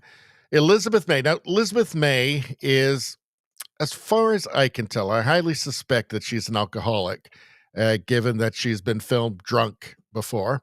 But she's the leader of the Green Party. And it does strike me, actually, just seeing her now, that she does look kind of like some sort of groundhog. And I'm wondering if she lives in a den that she dug somewhere underground in a field. I don't know. All I know is that she likes to have a little drinky. And she's a Green Party, so obviously she's insane. Elizabeth May says she won't support a budget with fossil fuel subsidies and is ready for a Christmas election. So let's hear this. I mean, I'm all in favor of having an election. I think we just might as well at this point. I mean, I'm not sure if an earlier one would be better than a later one at this point. I just don't know. But anyway, let's hear what she has to say. Think of all these threats from the government saying that we could be in an election on Christmas. It's not a threat. It's a description of parliamentary process. They're a minority government. They have no right to pass a budget. We haven't read it yet. I've made it very clear to this government that I will not vote for any budget that includes fossil fuel subsidies. That's my one condition. Otherwise, I haven't read the budget yet, so I haven't decided how I'm going to vote. Who could support this? What's that? Who could support this budget? Sorry, I'm losing my voice. No one's read it yet. They haven't had to negotiate with me. I'm one vote, but they know that I will not vote for a budget that includes fossil fuel subsidies. Yeah, she really doesn't matter. Again, it's one vote. It really does come down to the NDP. Government is corrupt. Once again, it all comes down to the NDP, and it's unclear if they'll support the Liberals again. I think that you just have to assume that they're going to continue with their habitual practice of propping up the Liberals. They do have a leadership race coming up. They have to pick a new leader in March next year. I think if they were smart, they would want it now and become an official party again, which they are not because they lost too many seats in the last election. But I think that they will predictably prop up the Liberals once again. I think that they're going to demand a bunch of spending. We already know that Mark Carney is a spendthrift, just like Justin Trudeau, who he was advising for 5 years before Mark Carney became prime minister. And I think he'll just give, Mark Carney is here to sell Canada down the river by any means necessary. He'll give the NDP a bunch of money, and they'll support the budget. There won't be an election till maybe there'll be one next year. I don't know. She doesn't really matter anyway, but she's only one vote. But I just thought it was interesting that she looks kind of like a groundhog, I would say. If you guys think she looks like there's another animal that she looks like, put it in the chat and let me know. I'll go back to the chat for a second. What do you guys think about it? Let's see. Nevada on the last ad said 9.7 out of 10 needs more commie hate. I thought there was a pretty good helping of commie hate in there. Anyway, I'm pretty sure that 9.7 out of 10 is the most out of 10 you can get anyway. So I guess it doesn't really matter. Let's see. Bristol Tube says, I picked the wrong time to quit drinking. It's never the wrong time to quit drinking. 7 years for me. 7 years for me. No mistakes. Let's see. Not a drop. Turtle says, getting blocked on my comments. Oh, that's strange. Shouldn't be on Rumble.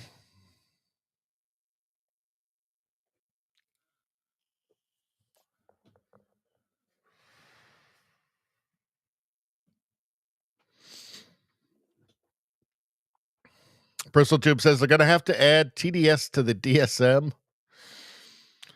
Let's see.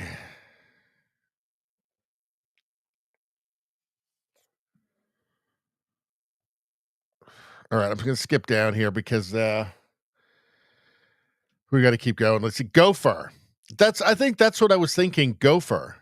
Yeah, that's what I was thinking. Gopher. Yes, I think you're right. Yes, definitely Gopher.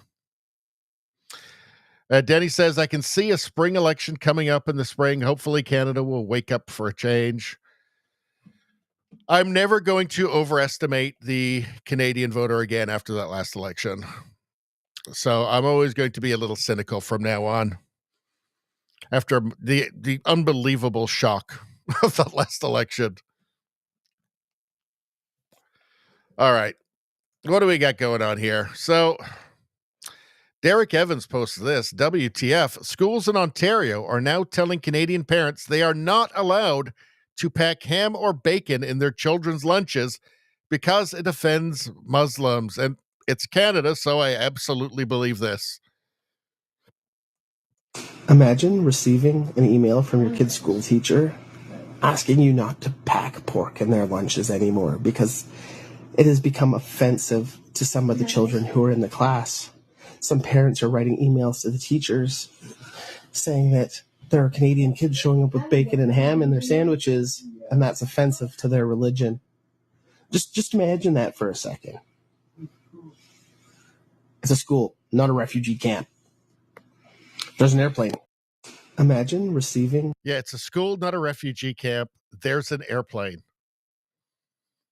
It seems to happen the same way in every single country. It's, we're victims, and then it's, you have to do what we want. We're not assimilating. No. Everybody else's children has to do what our children do from now on. It seems to be the same in every single country where this happens. Right? Can you imagine moving to another country and then just making these frankly insane demands? It baffles me. I wouldn't go to Saudi Arabia and demand that they put in pubs on every corner because I'm Canadian. I mean, I don't drink anyway, but you know what I mean, right? Or just, I would not expect to go to an Islamic country and demand that restaurants make me bacon sandwiches. I wouldn't be that arrogant, right? I wouldn't be that arrogant. None of these are good signs, by the way. Not a good sign.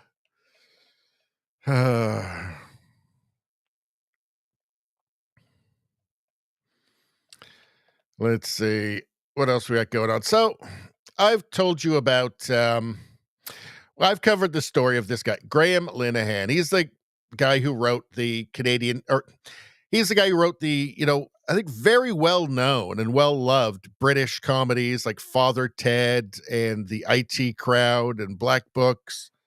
And, a lifelong liberal who is no longer a liberal because he decided that he decided to stand up for women's rights, like women's right to have their own spaces and not be invaded by men. And of course, now he's a far-right neo-Nazi. Oh, that's what they say. I'm not sure it's true, though. I'm pretty sure it's not true. So anyway, he, upon returning to the UK after being in the United States, he was arrested by 5 armed police officers at Heathrow. And after a giant fuss, and there's a big fuss in the media about it, where it seems like even the media said, okay, this is going a step too far. This is the Father Ted guy. Leave him alone. And this was because of tweets, of posts on X, right? he completely lost his career. He lost his marriage. He basically lost everything. He lost, future projects. Fully canceled. Now, here is another UK comedian, Jimmy Carr, who's very well known over there, very famous over there. Not as well known here. But let's take a look at this. Welcome to Minnesota, Jimmy. Do you have any good jokes that would get you arrested at Heathrow? Yeah. Who's asking? Who's Graham Linehan? Graham Linehan? I fucking love Graham. Because whether you agree with Graham or J.K. Rowling or not, you have to admit the thing that's in short supply in our society is bravery. And he's a fucking brave guy. It's easy now to say, yeah, men are men and women are women, and then there's a very tiny percentage of people that want to live different lives, let them do their own thing. But at the time when he started saying it, it was fucking incredible that he was saying it. And he gave up everything. He lost his family, he lost his career, he lost everything. And now he's getting fucking arrested at the airport. Fucking madness. You got the First Amendment, fucking cherish it. Welcome to Minnesota. Yeah. I love that Jimmy Carr was, and this was from Stella O'Malley. I love that Jimmy Carr was clearly very angry in this moment. He was angry with himself and angry with the world. It was sincere. So I think that he was not fully on board with Graham Linehan at the start. Graham Linehan said this: delighted that Jimmy Carr has shown support. I hope it's now safe to say that he alone visited me when I was being canceled and trying desperately to save my marriage and career. He wasn't even a close friend, so it was exceptionally kind. So yeah, I guess he was with him right from the start. So it's said that it's taken so long for sanity to reassert itself. It's sad. And Graham Linehan, will he get his career back in the UK? He should. I mean, he was beloved there, and I'm sure he's beloved by the public. It's just that the institutions that control what gets made, what gets onto TV, are fully infected by the idea pathogen, and that's the problem. The mind virus has to be extracted root and branch from every institution before we have a fully sane world again. All right. So from Right Angle News Network, the young Scottish girl who was forced to brandish a knife and an axe to defend herself and her sister against a Romanian migrant and was arrested has been vindicated after a Romanian grooming gang was jailed for sexually abusing women across Dundee. And this was in Dundee. This might have been the same people. Romanian grooming gang led by a winking, smirking pimp have been jailed for raping and sexually abusing 10 women in flats across Dundee. And a lot of beards there, looks like. She ain't fucking 12! Where's her fucking catching me? She's fucking 12 and you just battered me, mate! Where's my fucking catching me? Yeah, shoulder knife. Marata! What you're doing to me, don't talk to her! Yeah, this is after the people filming there had beaten up her sister. Like grown men, by the way. And I think there's a woman there as well. So, just total lunacy. Why would a society do that to itself?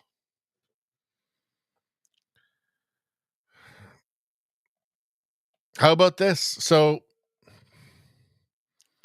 there are problems with Nigel Farage. It seems like he's getting better. Seemed for a little while like he was just desired to become another kind of establishment politician, refused to talk about, deportations, that sort of thing. Seems to be coming around now. It looks like he's very likely to be the next prime minister of the UK with the Reform Party. And stuff like this is just good. I mean, this is sanity. Like, this is what needs to be in the public sphere. This is what needs to be part of the conversation. The time for pretending that there is something inherently wrong about speaking just truth has to be over. In every Western country. Okay. Can I comment on that? Yeah, as please well? do. I find it quite overwhelming as well that every single one of these medias has said something about a comment that was made by Sarah, which is understandable, absolutely fine. Yet it's taken. The comment that she's talking about there is a comment about white people are very underrepresented in advertising in the UK, right? Like, very, right? It takes, like, there are no commercials that just have white people in them in the UK, right? That's something that everybody has noticed. And there does seem to be something weirdly racist about that. Anyway, let's continue. Media's decades to recognise grooming gangs that are coming over and raping our children because they're white. That is also racially motivated, and it is racist.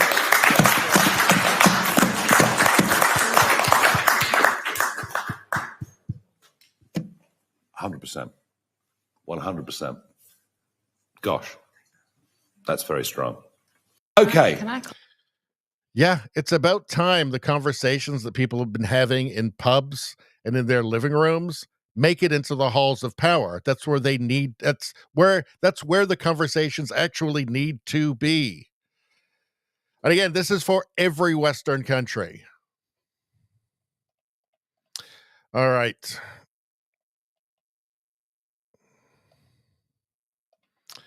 We did that. All right, let's get on to Alberta independence here. Maybe we'll do a little bit of chat first. And for anybody watching on YouTube, please subscribe to the new YouTube channel, Radio Baloney News. All of the world news, U.S. news, meme reviews. You can see all this stuff down here. Fantastic stuff. It's not going to be on the channel you're watching now. This is only for live streams and Canadian news. Go to Radio Baloney News. That's the new channel. Thank you very much. All right. BristleTube says, bacon. Bacon is good. Bacon is joy. Pure joy.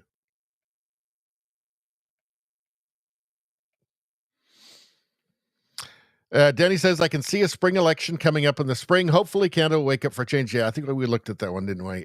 Yeah, I hope so too.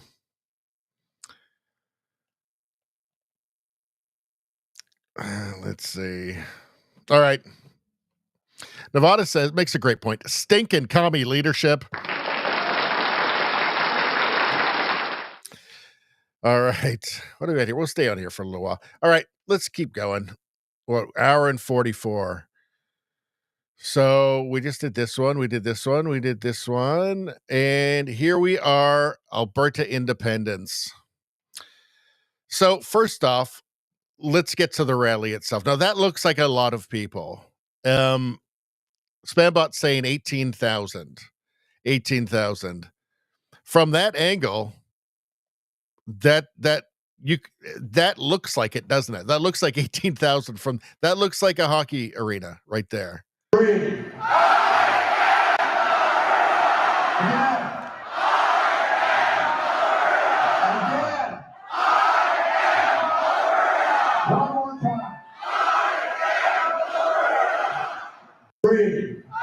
Now, I think that is leading the chant. There is John Bolton, who has a YouTube channel. He's definitely an Alberta separatist, and I watch his stuff. I think he's very good. But let's take a look here. I mean, that is a big crowd. Let's hear the crowd again.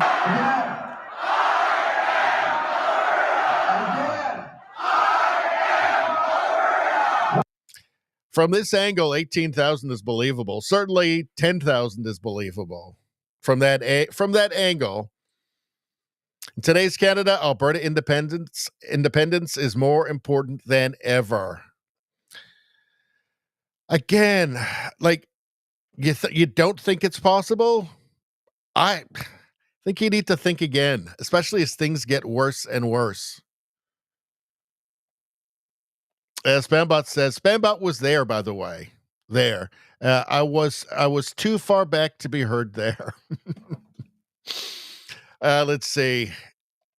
What are they saying here? All right, hold on. We're going to come back to that one, but So Marty up north says, and there's different numbers coming through, but thousands of Albertans gathered at the steps of the legislature on Saturday for the I Am Alberta rally, one of the largest political demonstrations in the province in years and the largest in Alberta independence history, united by a single, unmistakable message. It's time for Alberta to become an independent nation. When do I have to move there? What's the latest I can move to Alberta? What's the latest I can move there? Alberta Prosperity Project rally draws thousands. It's building, and it's building quickly. Let's hear some of the people at this rally. Hold on a second. What is the message you're sending to Ottawa? We've had enough. We've had enough with the structure that keeps Alberta down, prevents us from changing things to chart our own course into the future. We're done with it. My grandparents fought for Canada, and they'd be proud for what I'm standing for now, because it's not Canada anymore. It's not the country we grew up in. It's not the same country. The more educated people get on what actually is going on, and that we're not a bunch of rednecks trying to break up the country, that this is a very sophisticated, nuanced issue, the more adherence I think we'll get, the more converts we'll get. Why should Alberta foot the bill for Canada? Why should Alberta, who's the hardest working people in this country, why should we pay for the welfare state of Canada? With Danielle Smith, I feel like her demands and what she's setting up for the federal government is going to fail and prove the case for Alberta independence in real time. Independence, in my eyes, is inevitable. I mean, you can't be governed by people and taxed by people who won't allow you to change the system that you're governed by. That's not democracy, that's tyranny. Are they taking us down the path to communism? Are they censoring us? Are they stealing our guns from us? Come on, let's go. Alberta will be free. Alberta doesn't need them, we don't want them, and that's the way it's got to be. Essentially, like many here, we're wanting more personal sovereignty, less government in our lives. And I think you look at how much it'll take to revise the Constitution, these 7 provinces plus 50% of the population, it's unlikely that change is going to happen, even if Conservatives get in. Some of these policies, like equalization, didn't get any better under Stephen Harper. Like, a Conservative government doesn't even always address Alberta's interests at a... Well, that's, a good point, right? So even if you've got a Conservative government, I mean, it's still Ontario that's really going to decide in the end, right? So even a Conservative government has to keep Ontario really at the forefront politically, so they can keep getting elected. Now, of course, it'd be better with a Conservative government, obviously, right? With a Conservative, if Pierre Poilievre had won, this movement wouldn't be happening. It wouldn't have the momentum that it has right now, for sure, right? And Alberta separatism is not a guaranteed thing, and I want to make sure I say it. It's not guaranteed, but it absolutely could happen. Would not be crazy. Look, Alberta separating would not be an earth-shaking event around the world. Nobody would care. The vast majority of people around the world would have no idea it had even happened. Probably half of the states would have no idea that it happened, right? Like, this happens all through history, is that, people wake up and the world is different. And the people who weren't paying any attention never noticed it, and they're surprised. But there's always signs. There's always signs. So is it a guaranteed thing? No. Could it happen? Absolutely. It absolutely could happen. And with the economy being sabotaged the way that it is right now, the way that it has been over the last 10 years, it's only going to continue to get worse. Even if Pierre Poilievre had won in the last election, these aren't problems that we're going to get turned around in like 5 years, right? Like 4 or 5 years. It's going to take a decade at least. We have generational problems now, right? Just the immigration alone has caused generational damage, right? So these are going to be long-term problems. And the longer the Liberals in power, the worse it's going to get. And things can suddenly get a lot worse. And then you'll start to see some real momentum happening. But yeah, it absolutely can happen. And these people all have valid concerns. Hold on. Let's see what else we got home. Marty up north said, I just got home. 3 hours of driving gave me an opportunity to listen to various media outlets. Not a single one even mentioned yesterday's independence rally. 12,000 people gathered on the steps of our legislature, and not one MSM outlet thought that was newsworthy. So Drone View, the largest Alberta independence rally in history. From this video, it doesn't seem like as many people. And I wonder, is this as it's getting started, before it's getting started, as they're getting ready to get started? I don't know. It's still a lot of people, but it doesn't look quite as thick as and this is Alberta, right? At the end of October. So, you know, it's not that nice out. But there's clear, yeah. And as for, what did he say there? 3 hours of driving. And this was in Edmonton, right? It was in Edmonton. Not a single one, a mainstream outlet, mentioned the independence rally. Well, I thought I'd take a look at the Edmonton Journal. You think this would be something important to put in Alberta independence rally, and nothing. Just nothing. Not interested. Not interested. Well, Edmonton just voted in a 15-minute cities advocate mayor. So, yeah, not great. I think the media in Edmonton is probably pretty left-wing biased and progressive. So nothing really there. So, yeah. Of course, they're not going to want to publicize this.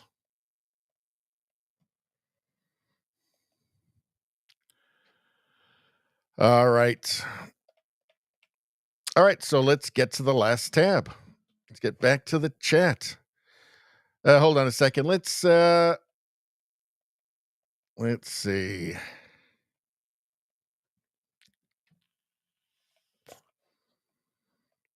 Let's see. Spambot says, when the vote wins, I want the border with South BC closed. Closed.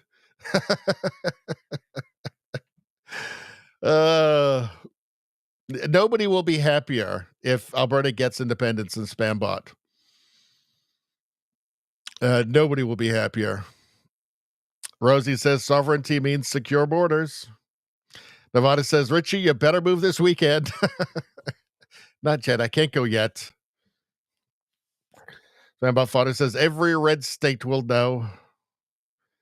Spambot says, the blue states will go meh.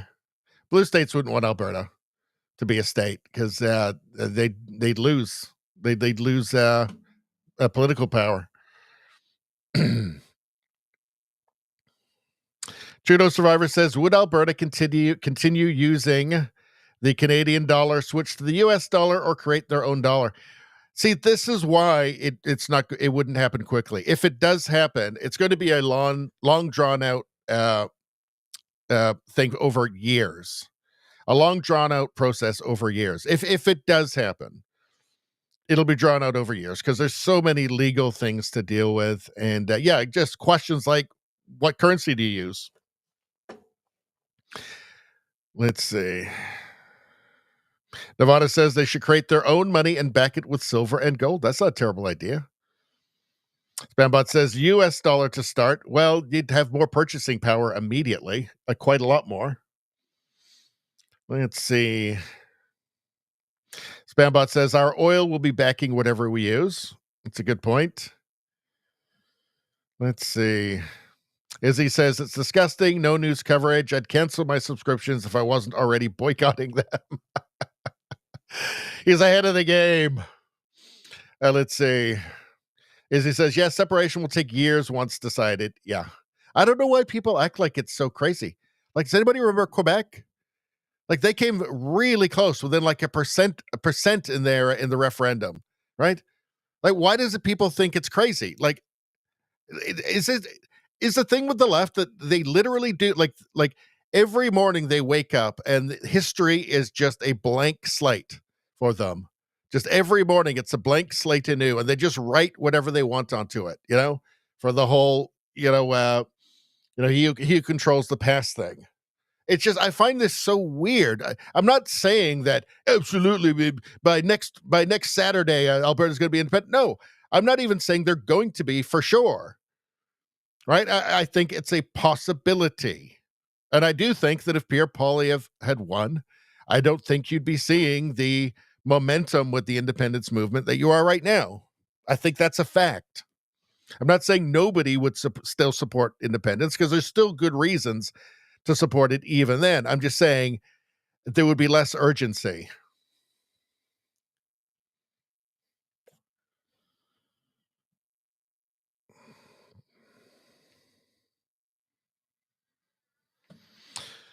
Elf Support says, are you guys familiar with technocracy? Well, that's just where a society is run by. It's actually like similar to like a Soviet kind of government, in that everything is run by quote unquote experts, right? And obviously we've seen how that can go very wrong over the last 5 years. Central planning, people with no kind of understanding of what happens, like on a farm, for instance, like what farmers actually do. Alberta was where the technocracy movement was created. Alberta joining USA would be start of the North American technate. Well, that's an interesting idea. I don't know anything more on that. Let's see. What is going on here? Matt Casey says, they do exist, a smart young lady with a brain. I have not watched this yet. So there's the St. George Cross. So this must be, and there's a Union Jack. So this must be in the UK. I have not watched this. I will be watching this for the first time with you guys. Let's take a look. Where are you from? So I'm originally from the West Midlands, but today I came from London. And what made you decide to come out to Southampton today? Well, I've been covering the protests, and I saw online that there was some intimidation from counter-protesters and some other locals that seemingly went unchecked, which I thought was evident of two-tier policing, especially since there is actually a counter-protest, Stand Up to Racism /Antifa gathering a few minutes up the road, and the police said that they are not looking into it, or not even looking at it at all, because they're technically not a protest, even though they are. What do you think of Southampton Labour MPs and councillors in the area talking in local newspapers and media, labelling this protest as spreading racist, far-right and hateful ideology? I don't know much about the actual specific councillors that are over here. As I said, this is not my area, but this is a theme that we're seeing up and down the country. Protesters who are protesting for the closing down of these asylum hotels are being called far right and racist, when the majority of them, and I can tell you I've been to most of them, majority of them are concerned locals, women, scared teenagers, a lot of them, and I think that they have every right to be angry. There's been multiple sexual harassment and assault charges and even rapes that have come out of these hotels, and that's before we even get to other petty crimes and other violent instances. So I think they have every right to be angry, and it's got nothing to do with race. And just lastly, well, that's a good sign, because a couple of years ago there'd be a 100% probability that this would be a deranged leftist. So that's a good sign. Izzy says, yeah, I don't trust experts anymore. Yeah, so when I'm talking about like technocracy and look at like Lysenkoism, right? Lysenkoism in the Soviet Union. It's where you like put like some like insane, botanist in charge of agriculture, right? It has no idea what actually happens on a farm, right? Or what farmers do, and the billion problems they have to solve every single day that only they know how to do, right? You end up with millions of people starving to death with something like Lysenkoism, right? So that's my understanding of it. All right. Or like technocracy is really like Mark Carney, right? A guy who, he's a career bureaucrat, really. He worked at Goldman Sachs. He put together, ESG funds for Brookfield, central banker. He's kind of the prototypical technocrat. He told us he knows he very arrogantly pronounced that he and only he knows how the world works, right? These people are dangerous because they don't actually know how the world works. They have no experience with the actual real world, right? He's been up in these elitist circles. He doesn't actually know how the real world works. He knows how his world works, right? He knows how to get ahead and enrich himself in his world, but he doesn't know anything about plumbers or farmers, right? Or guys working in oil fields, doesn't know anything about that. So, yes, this is the danger, is that you'll end up with somebody like Mark Carney, a technocrat like Mark Carney, who knows spreadsheets, and you're just a number on one of them. All right, next up. JDL, how you doing? And JDL makes a great point here. Hit the like button, everybody. Hit that like button and get your free good karma. And subscribe to the channel, everybody, immediately. There we go. Beauty. So what's going on here? Cis American liberal gets educated by a trans indigenous man of color. So this is just Josh Seiter. He had a long-running thing where he was pretending to be transgender, and he was obviously kidding, but he just stuck with the joke. He stuck with it for like a year, and he went on like Tim Pool and kept up the act. And his point is that the whole ideology is ridiculous. And if people, will accept him as being transgender, when he's obviously just making fun of everything, it kind of breaks down the it breaks down the ideology into the absurd parts that it is, right? Now he's changed it up. So I guess now he's going with trans indigenous man of color. So he's decided to change tack. I mean, I think there's an argument for, he did the first one so well that, maybe you just kind of leave that as this perfect piece of performance art or political satire. But, it got him a lot of attention. And I guess maybe, there's still value in it. So, but let's watch. I'm trans-indigenous. Trans-indigenous. Are you cis American? I'm trans-indigenous for ICE. We love ICE. You love ICE. We love ICE. We love ICE. Deport them all. You're all trespassers on our land. Well, trans-indigenous people are indigenous people, and you're all trespassers on our land, and we want Bovino to deport all of you guys. We love ICE. Trans natives love ICE. We love you, ICE. What nation are we you love from? ICE. The trans nation. Trans nation is just as valid as cis nations. You're not trans native phobic, are you? No, but I'm okay. not I'm just with checking. That term. I'm hoping you could. You're a cis American. I'm trans indigenous. You really need to check your privilege because you're talking to. So is he scared? Like, is he trying to figure out, like, because obviously, like, he doesn't know what the newest thing is, right? There could be like a pink, like, native headdress that's supposed to go up in his, on his, X bio, on his X profile. He doesn't know. I mean, it changes so quickly, right? The new thing comes up real fast. So he has to be careful. He doesn't know this might, it seems obviously he knows this is ridiculous and this isn't real. But it could be, because you can't tell the difference between farce and reality anymore. You can't tell the difference between satire and reality anymore when it comes to leftism, right? So he's being careful because he's not quite sure. He's not quite sure. Maybe this is real, and he doesn't want to get canceled. Beautiful trans-indigenous person of color right I believe that I am.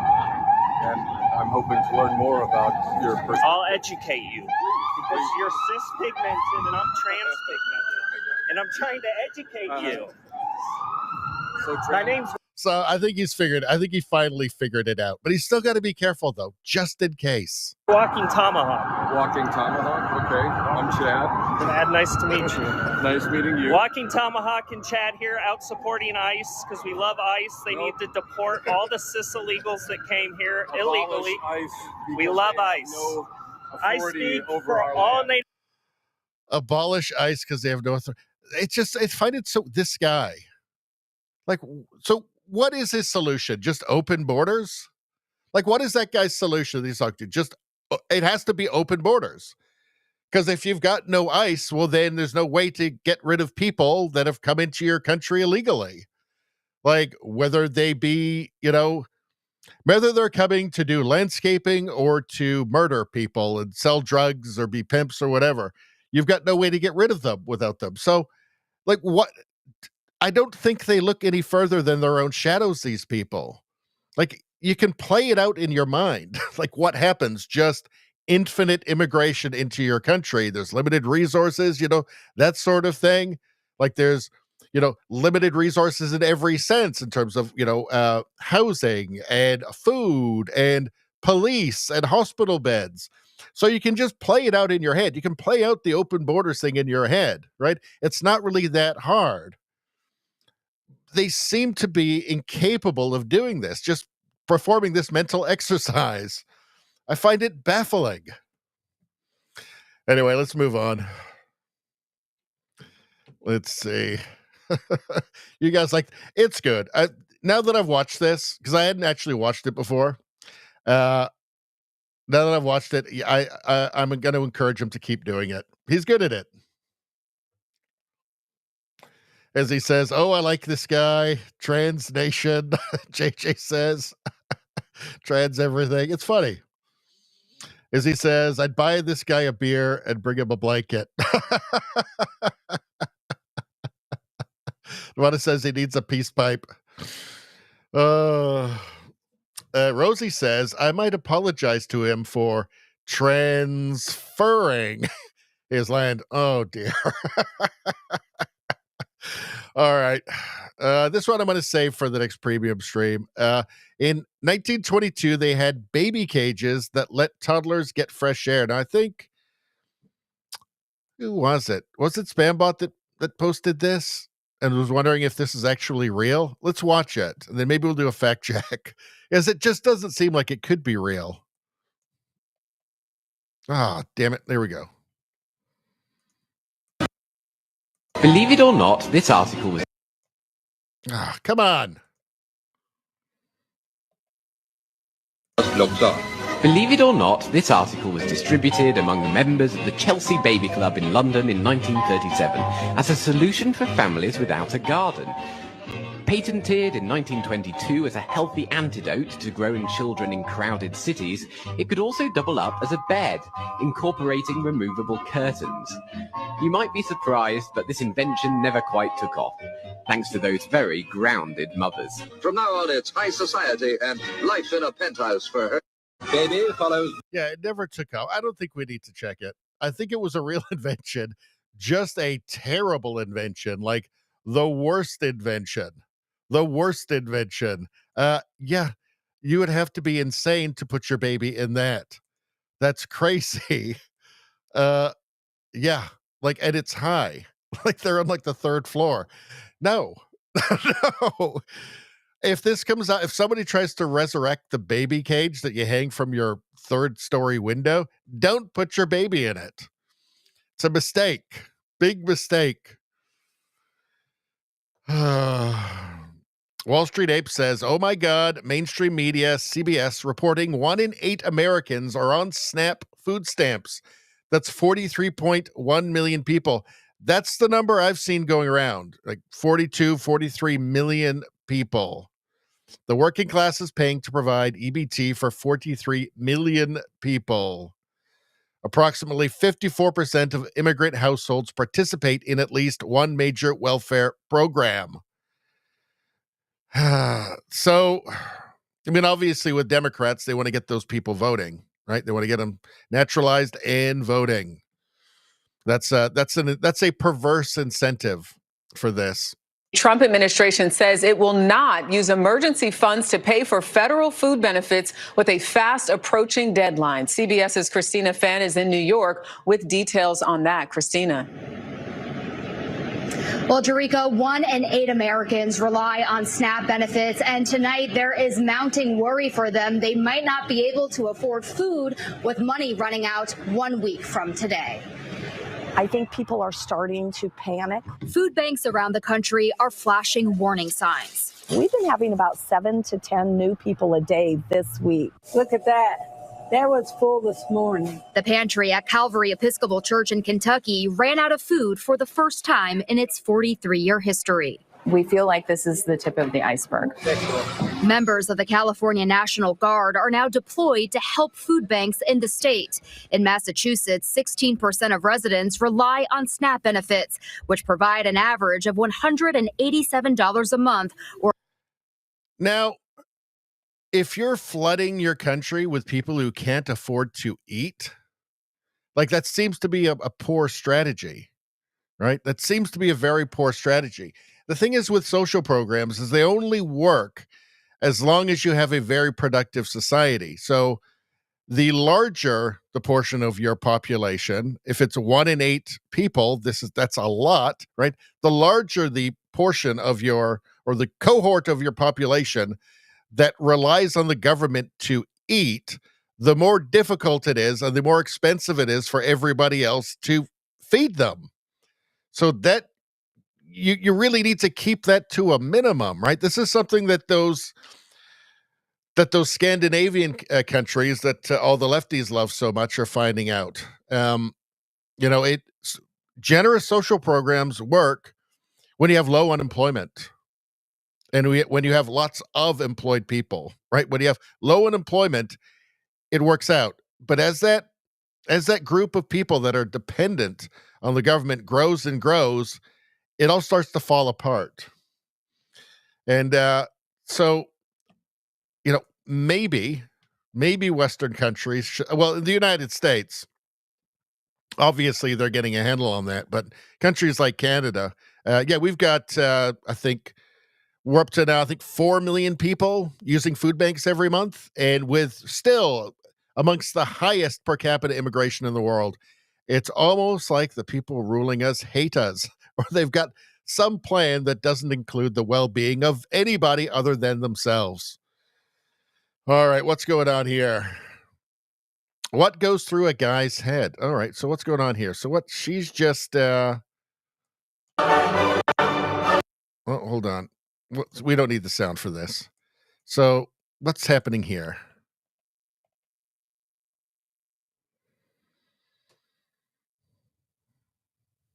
So he thinks he's going to get a rub and tug. But she's just moisturizing her hands. I mean, look, I would just think she was moisturizing her hands. There's no way I'd think I was that lucky. Absolutely not. All right. Oh, this one we're going to show on the premium stream, that one for sure. We can't show that on the regular one. This is funny. The donkey clearly asked nicely before he came in hot.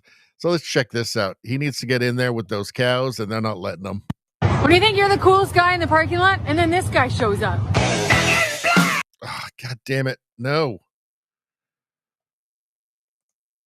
All right, let's go. So he's asking nicely, can I come in? Can I come in? I'm hungry too. And then he's like, fuck you. Fuck you. I asked nice. Now I'm coming in hot. I just find that endlessly amusing for some reason. I like it. What else we got? Let's see. Chief Nerd, Gad Sad. Gad Sad talking to Elon Musk here. And I think they are on the same page in regards to wokeness, woke mind virus. I think they're on exactly the same page, actually. Let's hear this conversation. What would be some of the traits that you were born with?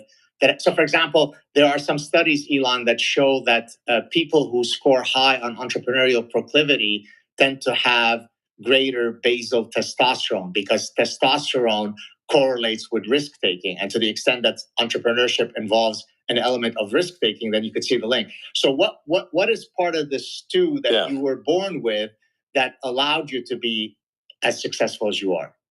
So basically, so you mustn't just have metaphorically huge balls. You must have actually huge balls. Okay, I think that's what you're saying. So you're so if you just measure how big are your balls physically, we'll just decide how big your balls are metaphorically as well. Indeed. That's called now the Elon maxim. But by the way, Elon, these nuts. What would be some of the traits that? That's funny. Not very woke either. Not very woke. Let's see. We already saw that actually. What do we got? We already saw this. Was that it? Is that everything? I forgot to get rid of. That's it. That's everything. I forgot to get rid of the ones from the last stream. All right, that's it, folks. We are done. We are done. YouTube people, go and subscribe to the new YouTube channel, Radio Baloney News, different from the one you're watching right now on YouTube, which is just live streams and Canadian news now. All of the American news, world news, meme reviews, all of that goes on Radio Baloney News now. Please subscribe there. Yeah, know that YouTube ain't going to help me out. All right, let's roll up the chat. And we can all be on our way. Let's see what's going on. That was you, Spambot. That's what I thought. Izzy says, how could it go wrong? Nevada says, oh, Nevada. JJ, come on. The Clapton playpen. Ooh. I mean, I got to give you some applause for it because it's a spicy one. But, ooh, I hope he didn't watch the stream. Oh, let's see. Rosie says it's just a horizontal playpen suspended 3 stories off the ground for your baby. Oh. Nevada says might not be a great idea to depend on any government. No. Let's see. Rosie says 1 in 8. That's an insane number, isn't it? That's crazy. Nevada says it's worse than that, Rosie. They use woke math. Probably, yeah. Rosie says, no, Richie, working, earning, none of that matters. Only can they vote. Yeah. Yeah. I mean, the Democrats have admitted to it, to their plan, right? They said it's a good thing. Izzy says, I've been using the food bank here. Yeah. It's absolutely crazy. What's Nevada says more like 1 in 5. Wow. Let's see. Trudeau Survivor says, how many of them are simply taking advantage of the food banks but don't actually need to? Well, you know, there are people doing that.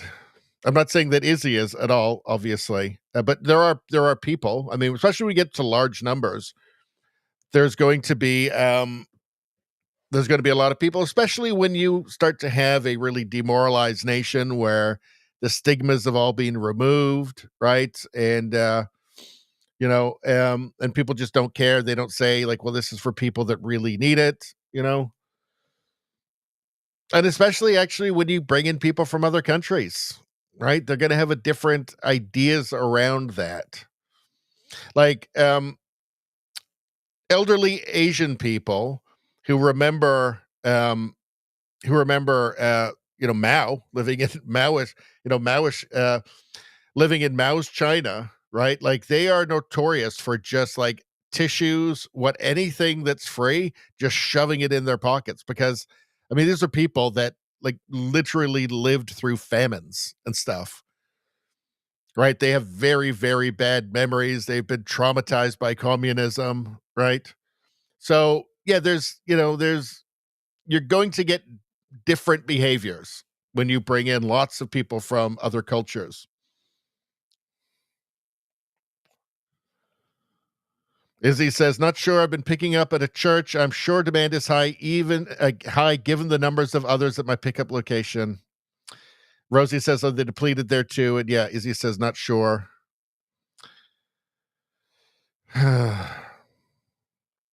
JDL says, take care, everyone. Good night. Good night, JDL. Rosie says, in my opinion, SNAP and food banks are different. Well, they are different, yes. SNAP requires government consent and oversight. Food banks are available for anyone at any time. And food banks are charity too, right? So they're usually like independent, right? These are like nonprofits, that sort of thing. Churches. They're a different thing. Nevada says, see you Friday. We'll be back on Friday. Trudeau Survivor says, just a couple of guys talking about their massive cojones. It said Elon Musk, exactly. Rosie says, my grandmother lived in the Depression. I remember her stuffing shrimp in her bra at a buffet. That gets the Radio Baloney stamp of approval.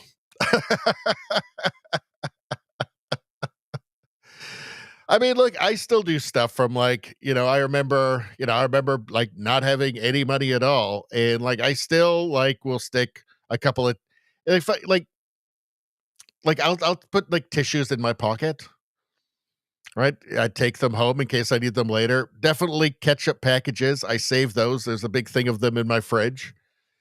Any kind of like jam or peanut butter thing at like a restaurant that goes in my pocket.